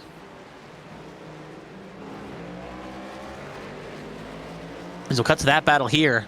As you can just see, Reynolds is able to get on Michelle. Down the same time we were watching Breo and Feather Place, Reynolds was making a move on Michelle, and now Reynolds, after making that mistake and getting tapped by Michelle as he was spinning, Reynolds now trying to get back to a second position here.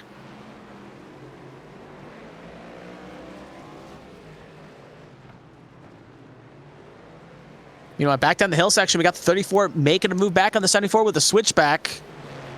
Side by side up the hill. Neither driver giving an inch here.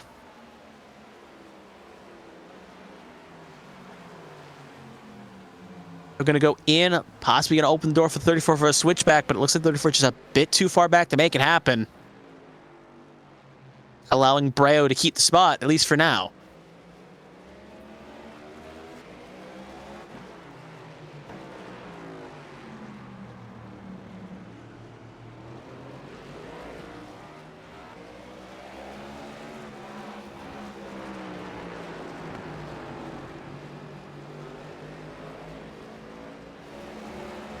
Seeing personal best fly off the board here. The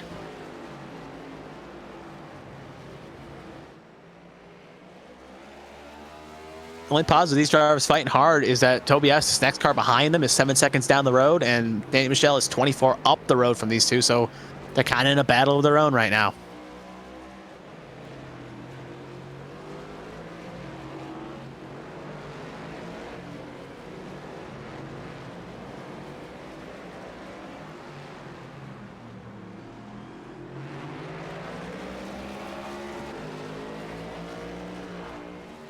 Breo holds strong through the up the hill there. Not as strong as Fetterplace was. Fetterplace is right on him. Mm-hmm. Oh, Fetterplace just bounced off that curb there. That's called Commentator's curse. Mm-hmm. To a dot. He was like the Duke boys, except went nose down quite quickly. He's got to be worried he did any damage to the undercarriage of that machine, because that car took some quite flight. So we'll cut back to the battle here for the battle with Austin Pinnell for 13th. These drivers still can't really get away from each other.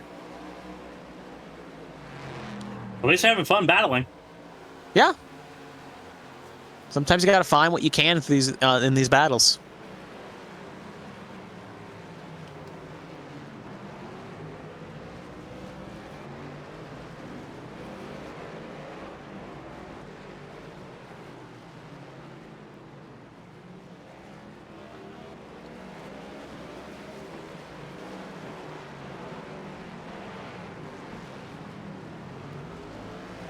Feimster is a little bit wide, but also Pinnell joins him a little bit, but not as much. That's going to allow Pinnell the opportunity to attack Feimster here.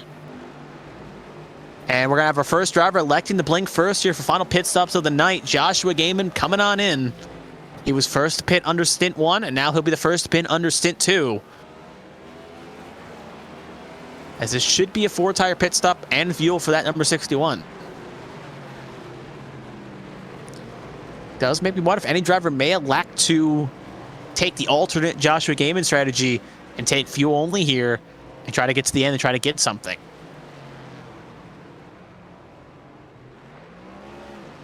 Oh, only a 9.1 second stop for Gaiman, so another, he does not want to take any tires here.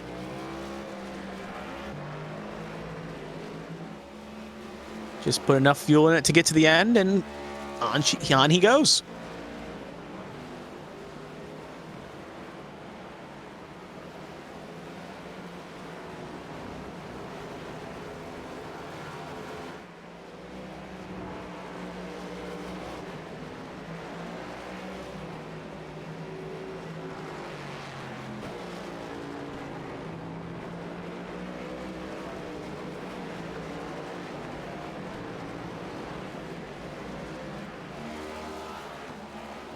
So even though Gaiman's kind of far away to really make an opportunity with an undercut to catch Aiden Norman, he's trying to assert his position over Tommy Reynolds for second position with that early pit stop.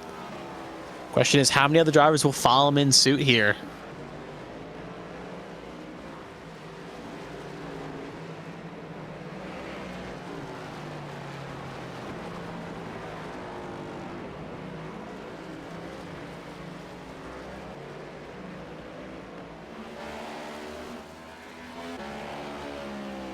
Haven't heard really anyone call on radio, electing to come in.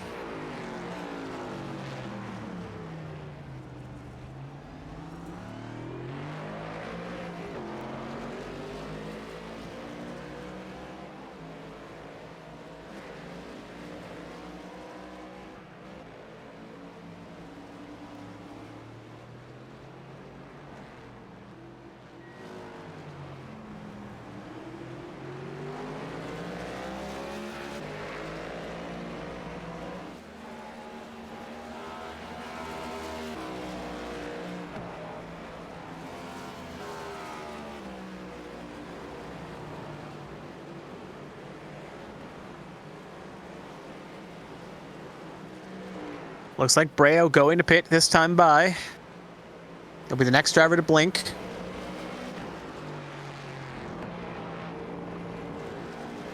Toby S is coming in.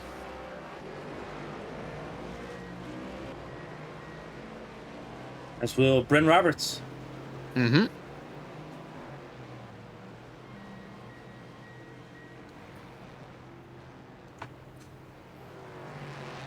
See if anyone else comes in. Matthew Ladder's still well a ways away in the 10th place. Uh-huh.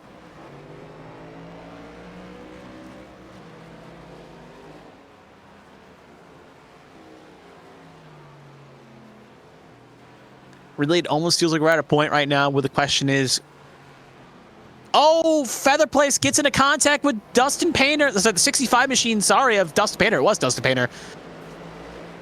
Is trying to put the car lap down. Bit of a bad luck curse strikes again. Happened last week at Atlanta. Feather Place wasn't too thrilled with Cody Riggs. And now, similar situation here with Dustin Painter. And that's going to really hurt any chance Feather Place had of catching Breo under his pit stop window. And he's going to go very aggressive send here to try to make up some time and try to get around Mulkey.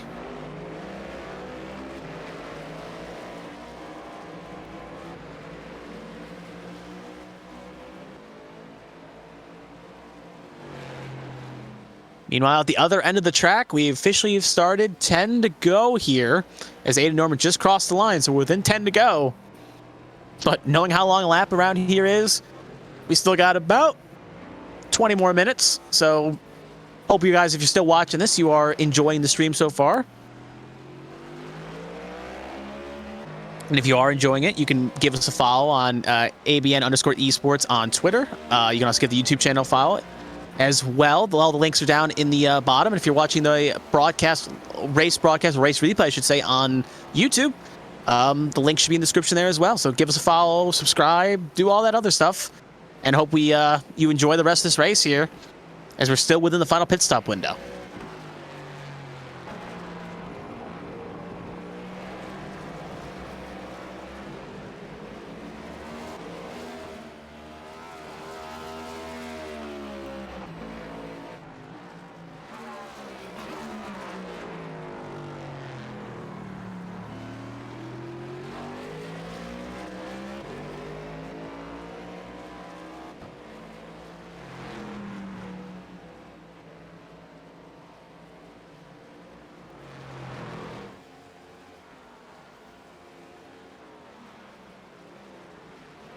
We got a good battle for brewing between Mulkey and Feather Place here.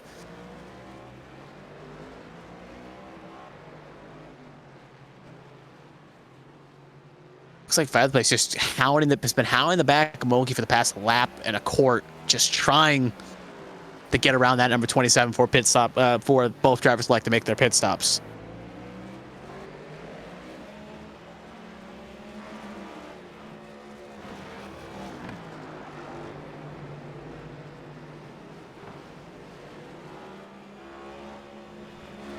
You know a second pit stop is coming for those at the front of the field.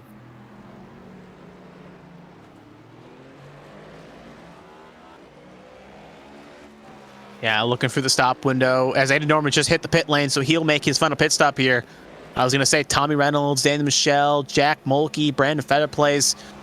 All the drivers inside the top 10 have not made their final pit stops yet. Still a couple in that top half. As Tommy Reynolds is going to stay out one more here.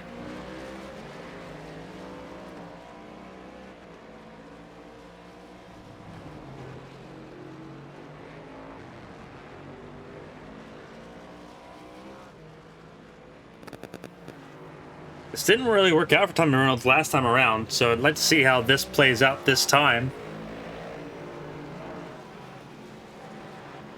Honestly, he's got nothing really to lose here. His main competition was Michelle and Gaiman has closed up the gap quite nice, but Gaiman is also not on fresh rubber.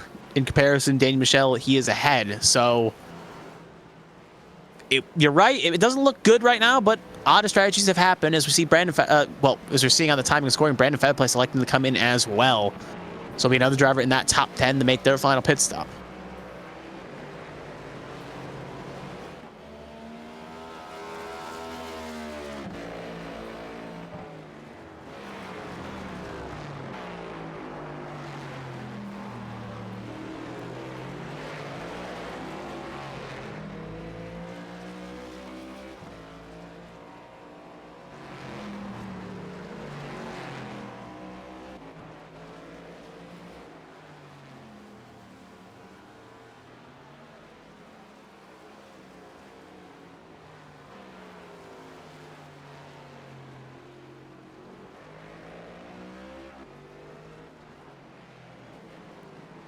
What kind of shocks me most looking at the timing and scoring is even with Brandon Featherplace's slight track aversion of that collection with Daniel Painter and also being behind Jack Bolger for some run, he's still ahead of Jeremy Breo, even though he was technically behind when pit stops occurred. So that game for Featherplace, but they're both going to come out behind Toby Estes by a good margin. So Estes, big gain there under that pit stop window as he's gotten to 6th.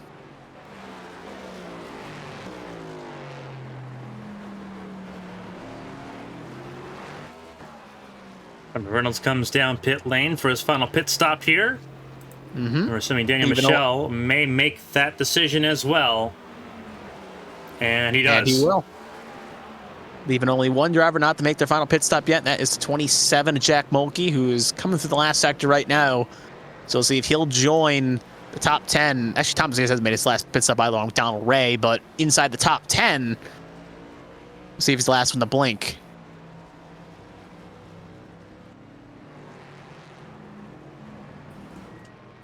He will be coming in as well. So looks like the end game for the one-stoppers is they will have to make their final pit stop, and everyone should be at the very least good to go to end here. And wait for everything to kind of finish out here to see how it cycles out. But at the moment, Aiden Norman has a 6-second lead over Joshua Gaiman, who has a 13-second lead over Tammy Reynolds. And Tommy Reynolds has about a 1.5-second lead over Daniel Michel. That is your top 4 at the moment, with a battle possibly going to be forming here between the 27 and the 29.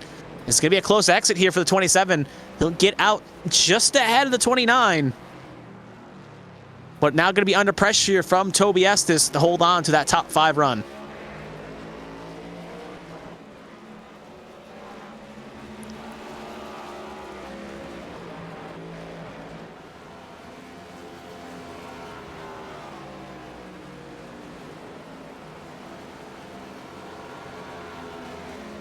You can see there, Toby Estes gets an okay run there on Jack Mulkey. Mulkey's tire still trying to come up to life. Jack Mulkey just got to hang on until his tires get there, and he should be able to kind of run away here. It's easier said than done, though. True. You know that 29's got a bad, fast machine under him.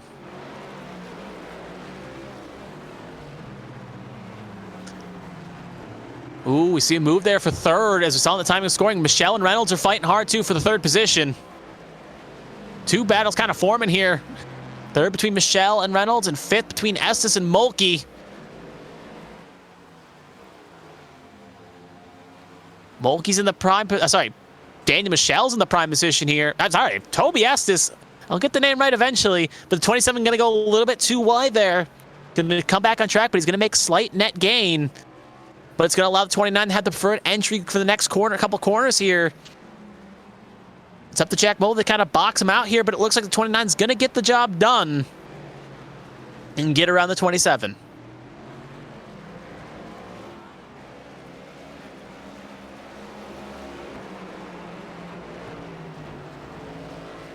Oh, I took a look here, and I think, kind of looking back at the replay here, I think there's actually, no, I was going to say I think 25 got to the 7, but the 7 just went wide in his own accord. So mistake by Tommy Reynolds allowed Daniel Michel to get around. Yes, Toby. But Michel. Oh, go ahead. Toby S has got around Jack Mulkey in about the same time period. Mm-hmm.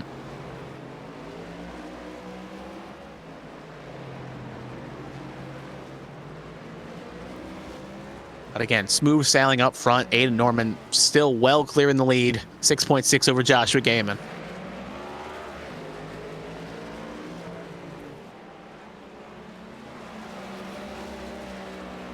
Actually, it is worth noting, I was going to say there may be a slight tire advantage for Mulkey, but Mulkey, I think, took fuel only on his stop as he had an 8.3, while Toby Estes had 11.8, so Estes is going to have slightly fresher rubbers. I think he took two sides. My notion is correct, while Mulkey and Feather Place Pine took fuel only, so kind of looking through the intervals of time, in the top 8, only drivers to take 4 tires were Aiden Norman, Tommy Reynolds, Toby Estes, and... actually, Toby Estes took 2, and Jeremy Breo took 4 tires as well. So not a lot of drivers on this final pit stop elect to take 4 tires. There's another big, deep move there. Going to allow Tommy Reynolds to reel back in. Battles heat him up for the final stop of the podium.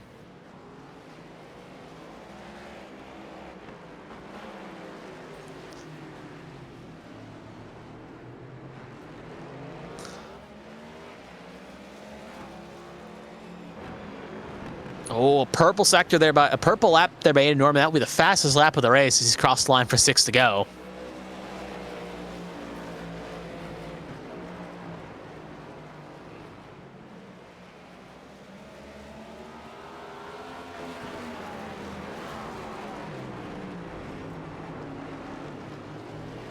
Oh, another deep send there, another deep move there by Daniel Michelle. It's going to allow Reynolds an opportunity to send it in the 1.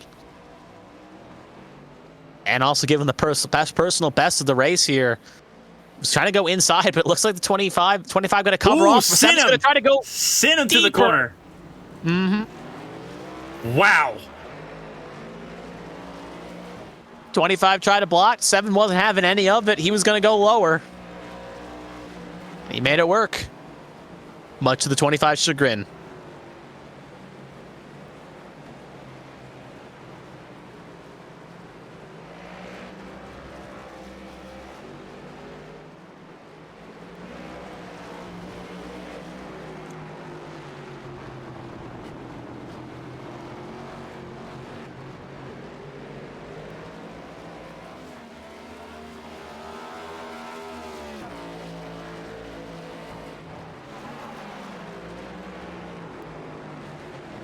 Yeah, Daniel Michelle just struggling here. Another corner, he exit wide. He's just trying to hang on here in that 25. So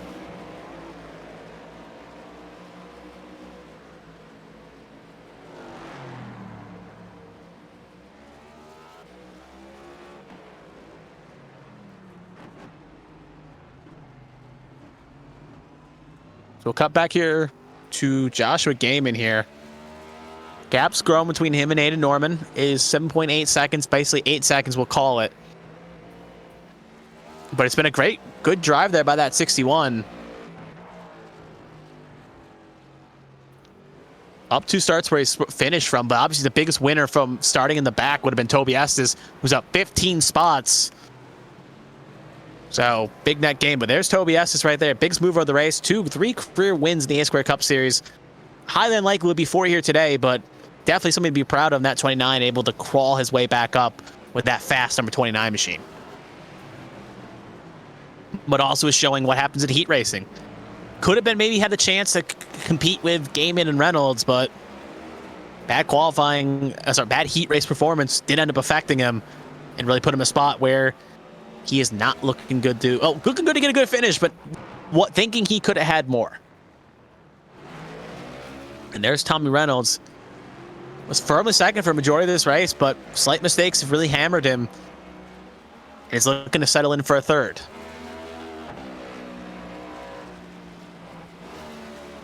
But at least the positive is, like him, Jeremy Breo, and a few others this season, he has that 1 win at Phoenix, already locking himself into the playoffs. So he's just going out here for fun. Same thing with our driver in the top spot right now, Aiden Norman, part-time driver. Out here for funds.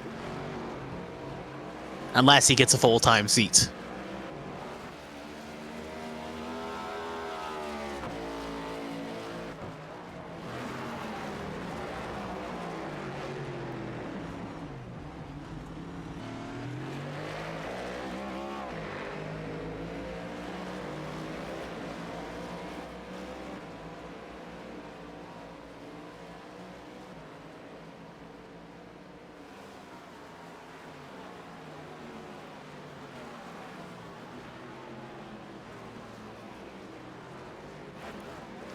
It is worth noting that if this result holds, which it's looking good to hold, but obviously let's knock on wood here. It is worth noting that six different drivers have won 6 different races so far this season. So a lot of parity coming in here today here at COTA, and possibly going to see possibly more next week at Richmond. Yeah, I was going to say that because it's the same way in the Saturday Night Showdown series, and obviously we do Saturday nights, including last night. Matthew Ladder got his first career ARCS race win last night at Pocono, and that series has had a different winner every week so far. Mm-hmm.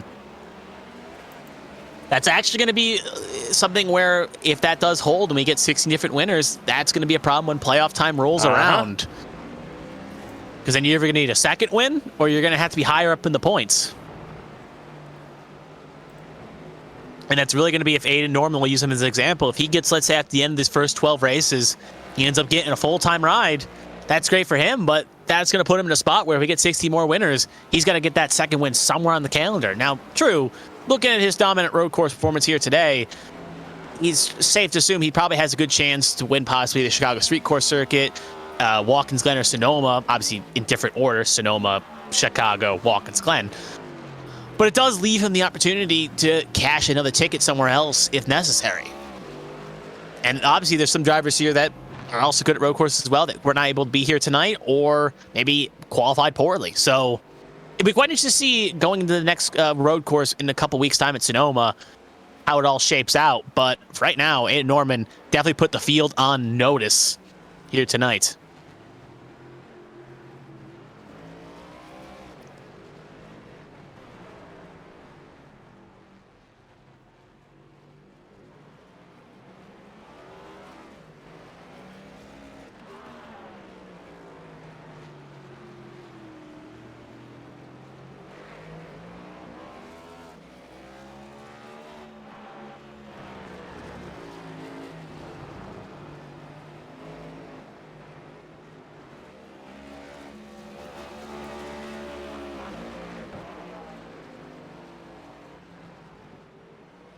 See Aiden Norman here coming for the last couple corners. Going to start 3 to go here.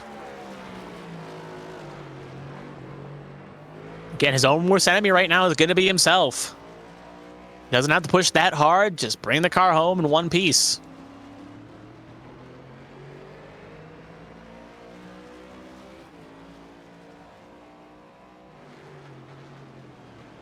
Look at the timing of scoring last time by. It was a 22.134 for Norman, a 2.37 for Gaiman. So even at slightly less speeds Norman may be running, Gaiman is keeping somewhat pace with him, even on older rubber. But that obviously be down to maybe Norman not pushing as hard.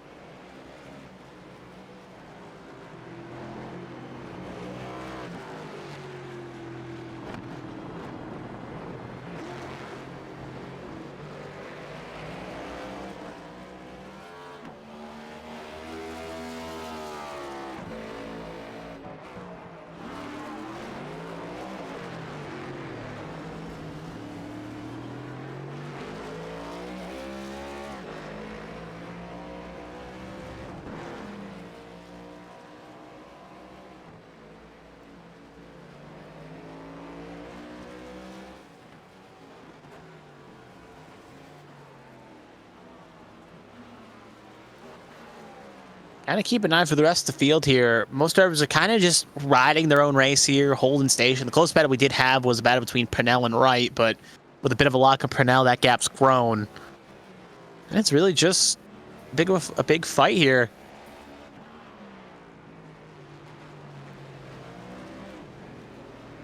I was just trying to bring it home here safely.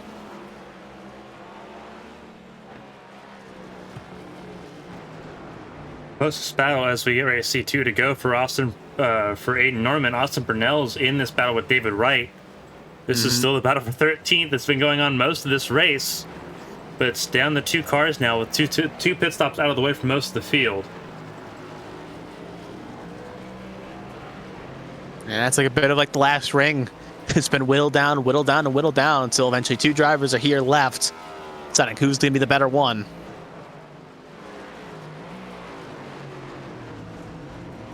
I've still got about 6 miles. There's a big lock up there by the 32, Pinnell. Not gonna take him too far out of contention, but definitely gonna have to gear back up to reel him back in.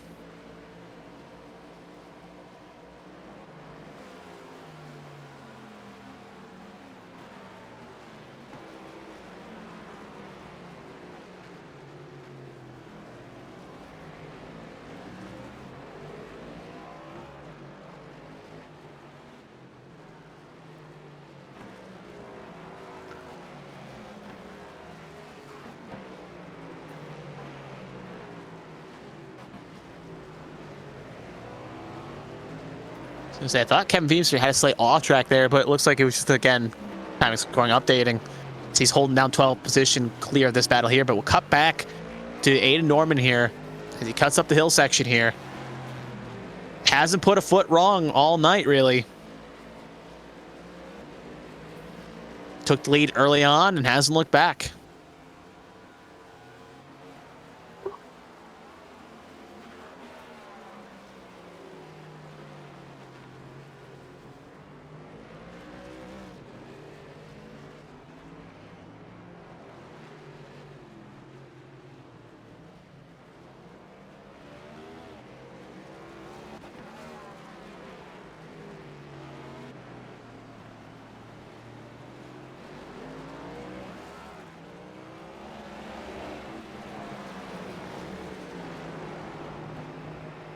But here comes Aiden Norman coming through the last couple corners here. Start the white flag lap. If he brings it home, like we said in the pre-race alluded to, this could be the first ever caution-free A-squared Sunday night showdown race.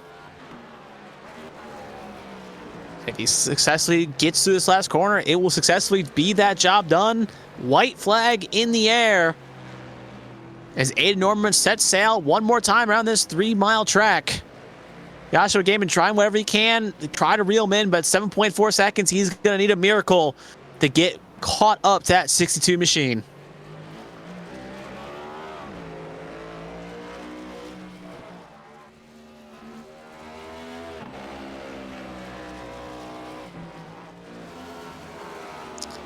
We'll cut to this beautiful S-section camera one more time here. You see how smooth he's taking it, not wanting to risk any mistakes, don't want to mount the curbs.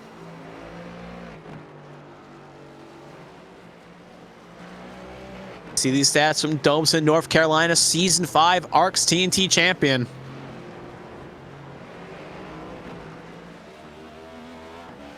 We're going to put A-squared Cup Series winner on his resume.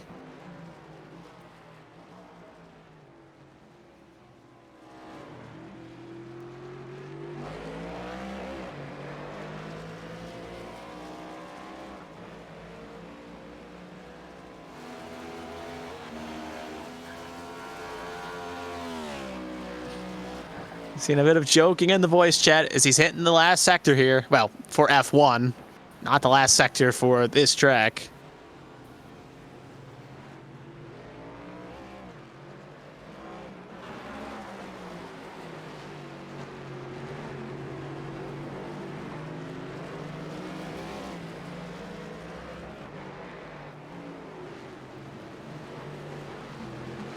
He's got no one else ahead of him. Got 3 more corners to navigate.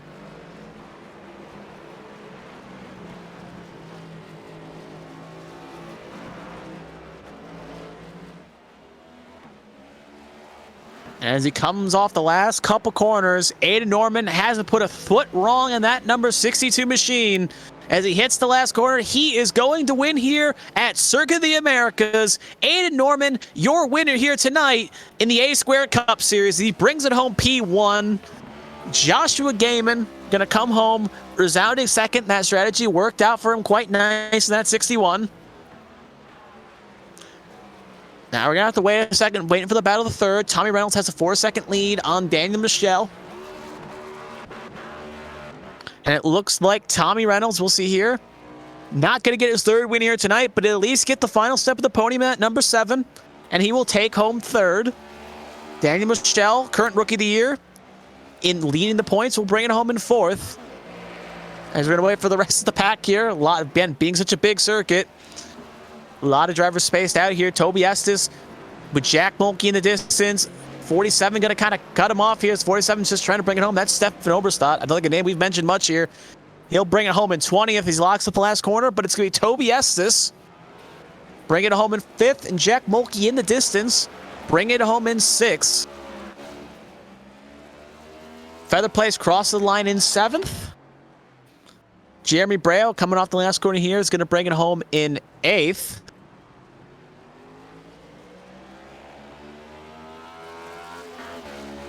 Kevin Feemster just crossed the line in 12th, as we're still waiting for a few more drivers, including Roberts. Sears was the last driver to cross the line before the 62 made it around, so he will be the last one to finish it. There's Tom Sears, last driver in the top 10. Brent Roberts brings home 9th, and he will be, with everyone else finishing, basically, he is going to be the last driver here. Last driver in the top 10. Line Power Motorsports. But we'll cut back to Aiden Norman here, getting some celebratory love taps and celebration here as he gets his first win here at A Squared. 1 for 1, he is.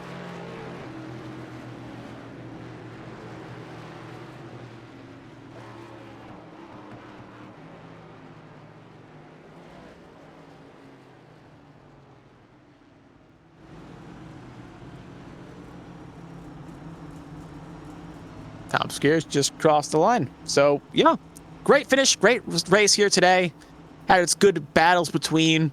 And if you're still here, do not go anywhere. We're going to have the top 3 interviews, if we can get them, for Aiden Norman, Joshua Gaiman, and Tommy Reynolds coming out relatively shortly here on ABN.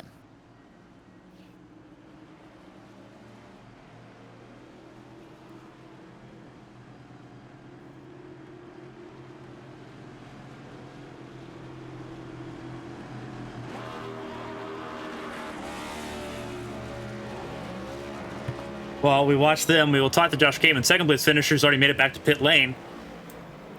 Josh, this is Carmen from the ABM booth. You got a copy? I got you. That was a long race. Obviously a caution-free event, as many were kind of expecting it to be. And a second place finish after kind of being involved in a little bit of elbows out competition early on. Can I just walk us through how this race was, not having the chance to really kind of just take a break, being constantly on it for those 34 laps?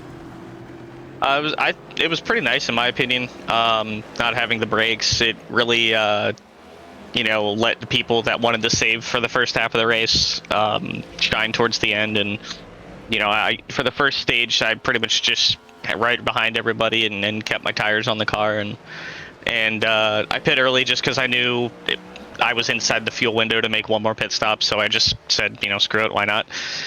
Just get me away from everyone, basically. But yeah, I just kind of tried to take my time for the first half, and then, at the end I was running a second and a half faster than I was in practice, so, yeah. Obviously, road course racing, either some people love it or some people hate it. Obviously, it's going to be polarizing among the drivers tonight, with it being so drawn out without those stage breaks. Obviously, you said that, hey, that's not a bad feeling in the world. It at least gets it done quicker. You look at how crazy this weekend's been, and you get to do this again tomorrow night at Watkins Glen for the HCL Cup Series. How ready are you going from a very technical, very rigid racetrack like Circuit of the Americas going back to Watkins Glen, which is going to be a bit of an all-out brawl? Yeah, I'm gonna get some hate for this, but I like this track more. I have way more fun at this track than I've ever had at Watkins Glen, but I'm pretty confident for that race. I've done more practice there than I have at this track. And the improvement from last year's COTA race to this year, I went from 18th to 2nd, so I'll take it. And over at HTL, I've had good luck at the road courses so far, so hopefully that can continue as well. Well, obviously, it's been a fantastic night for you, finishing second here. Beachron Racing had overall pretty good night. Second, 6th, 8th, not a bad night at all. But before we let you go and kind of let you unwind, if there's anyone I want to shout out and say thank you to, the floor is yours, Josh. Yeah, I'll shout out, all the guys here on Beachron Racing. We try to help each other out as much as possible and talk and test throughout the week and kind of give each other maybe some tips or some line advice or whatever. Yeah, it's been good working with these guys. Me and Jeremy last year were complete rivals through most of the season, so I think it definitely built something good there between us to make both of us a little quicker. My partners 213 Somewhere, Manconi Setup Shop, W Energy. Got to thank them for coming on board for almost a year now. It's been for some of them. The ARCS guys putting on a good show, and it was definitely a really fun race. At least towards the last half. The first half was a little bit of a struggle, but overall I'd say it's a good night. And you for putting on the broadcast.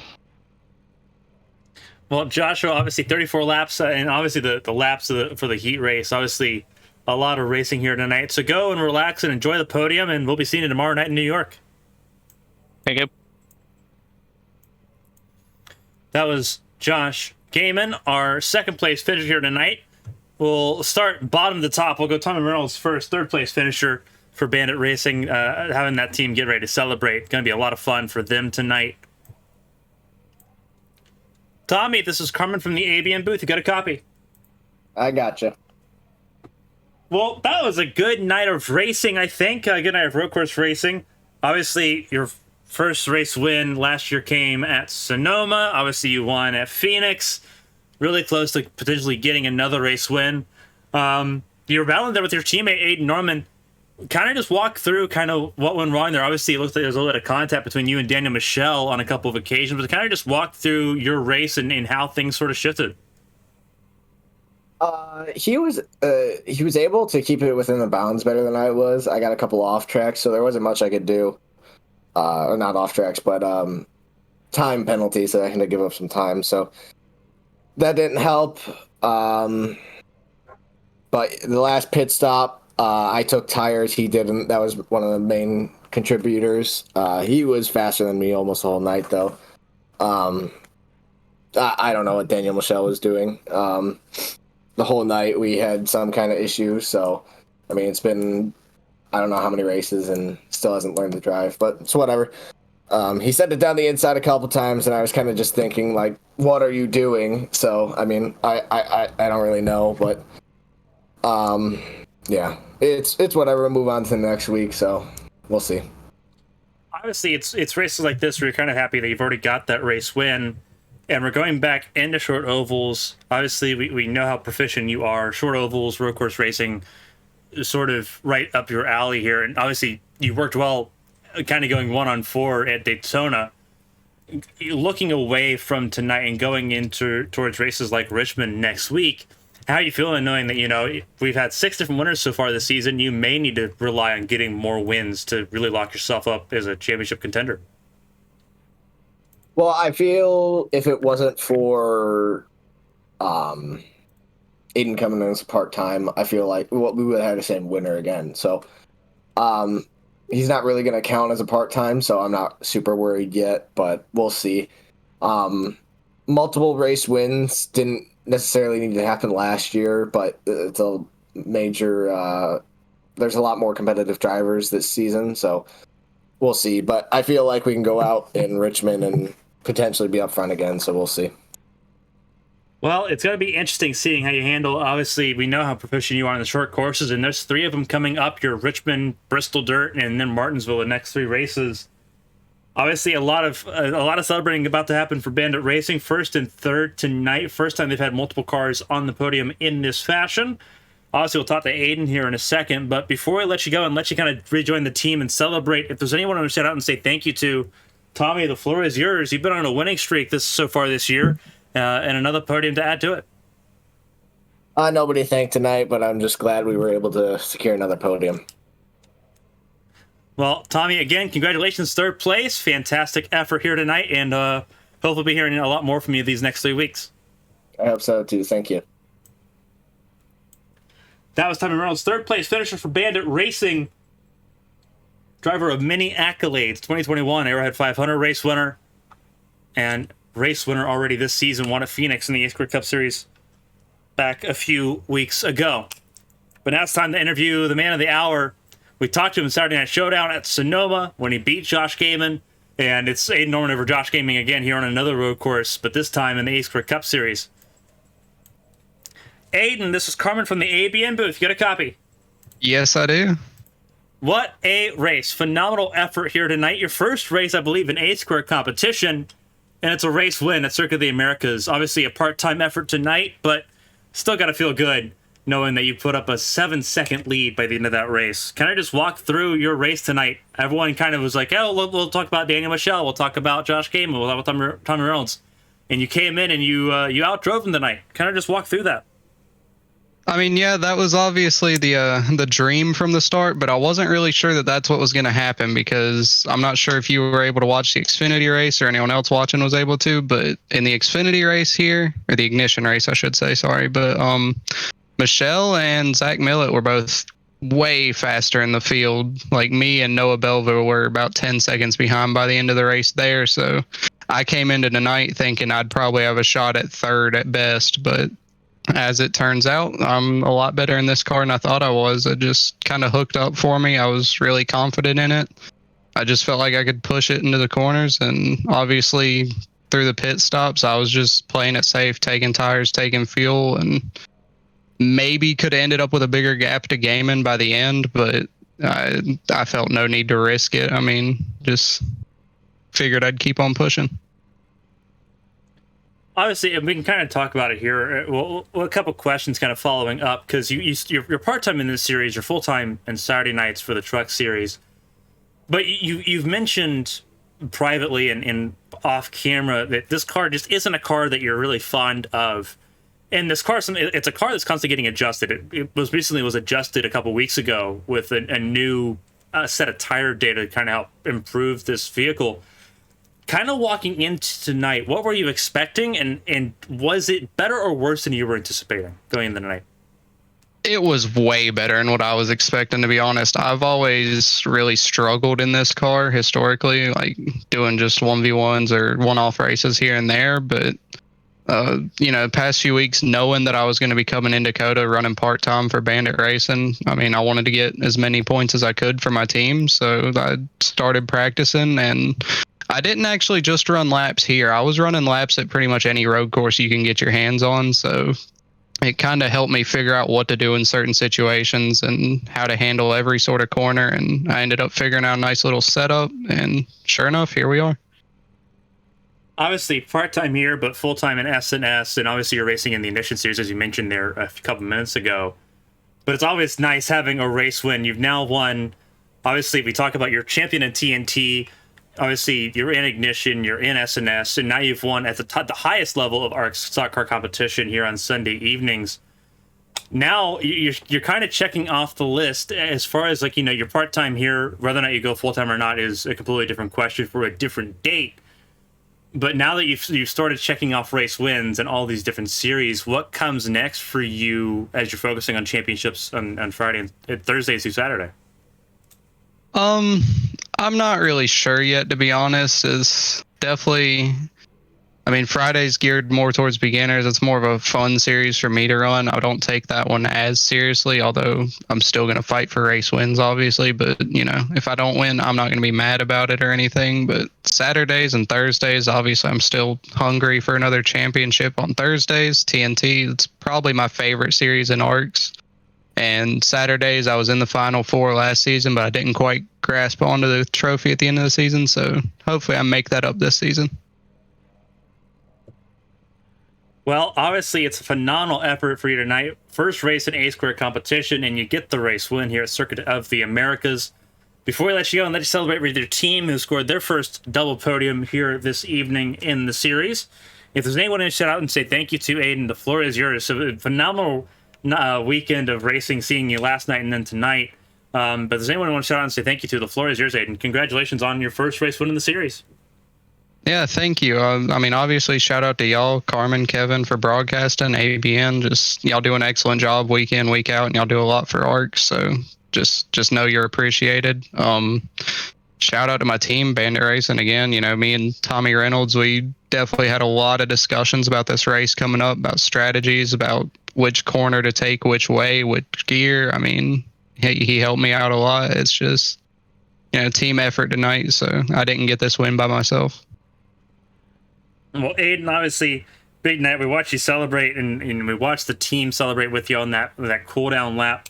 So go and enjoy it. Obviously, we'll get to see you next weekend. We get to see you at the Daytona Road Course for SNS. But absolutely 100% enjoy it. You're a race winner in ACE competition. Believe you're a Grand Slam winner now, as far as that's concerned, because you've won in all 4 major competitions. So congratulations on it. Heck yeah, thank you. That was Aiden Norman, race winner here tonight from Circuit of the Americas. Very interesting race there, as he obviously sat on the right next to the start-finish line. Phenomenal drive for the number 62 machine, who is a championship contender across the board here in ARCS competition. You can easily say he's probably one of the top 5 drivers in ARCS in total. And ARCS is a large community with stuff going on every night of the week.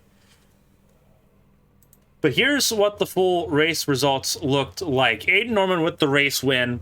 Then it was Tommy Reynolds in third for Bandit Racing. Josh Gaiman in that Bandit Racing sandwich for Beatron.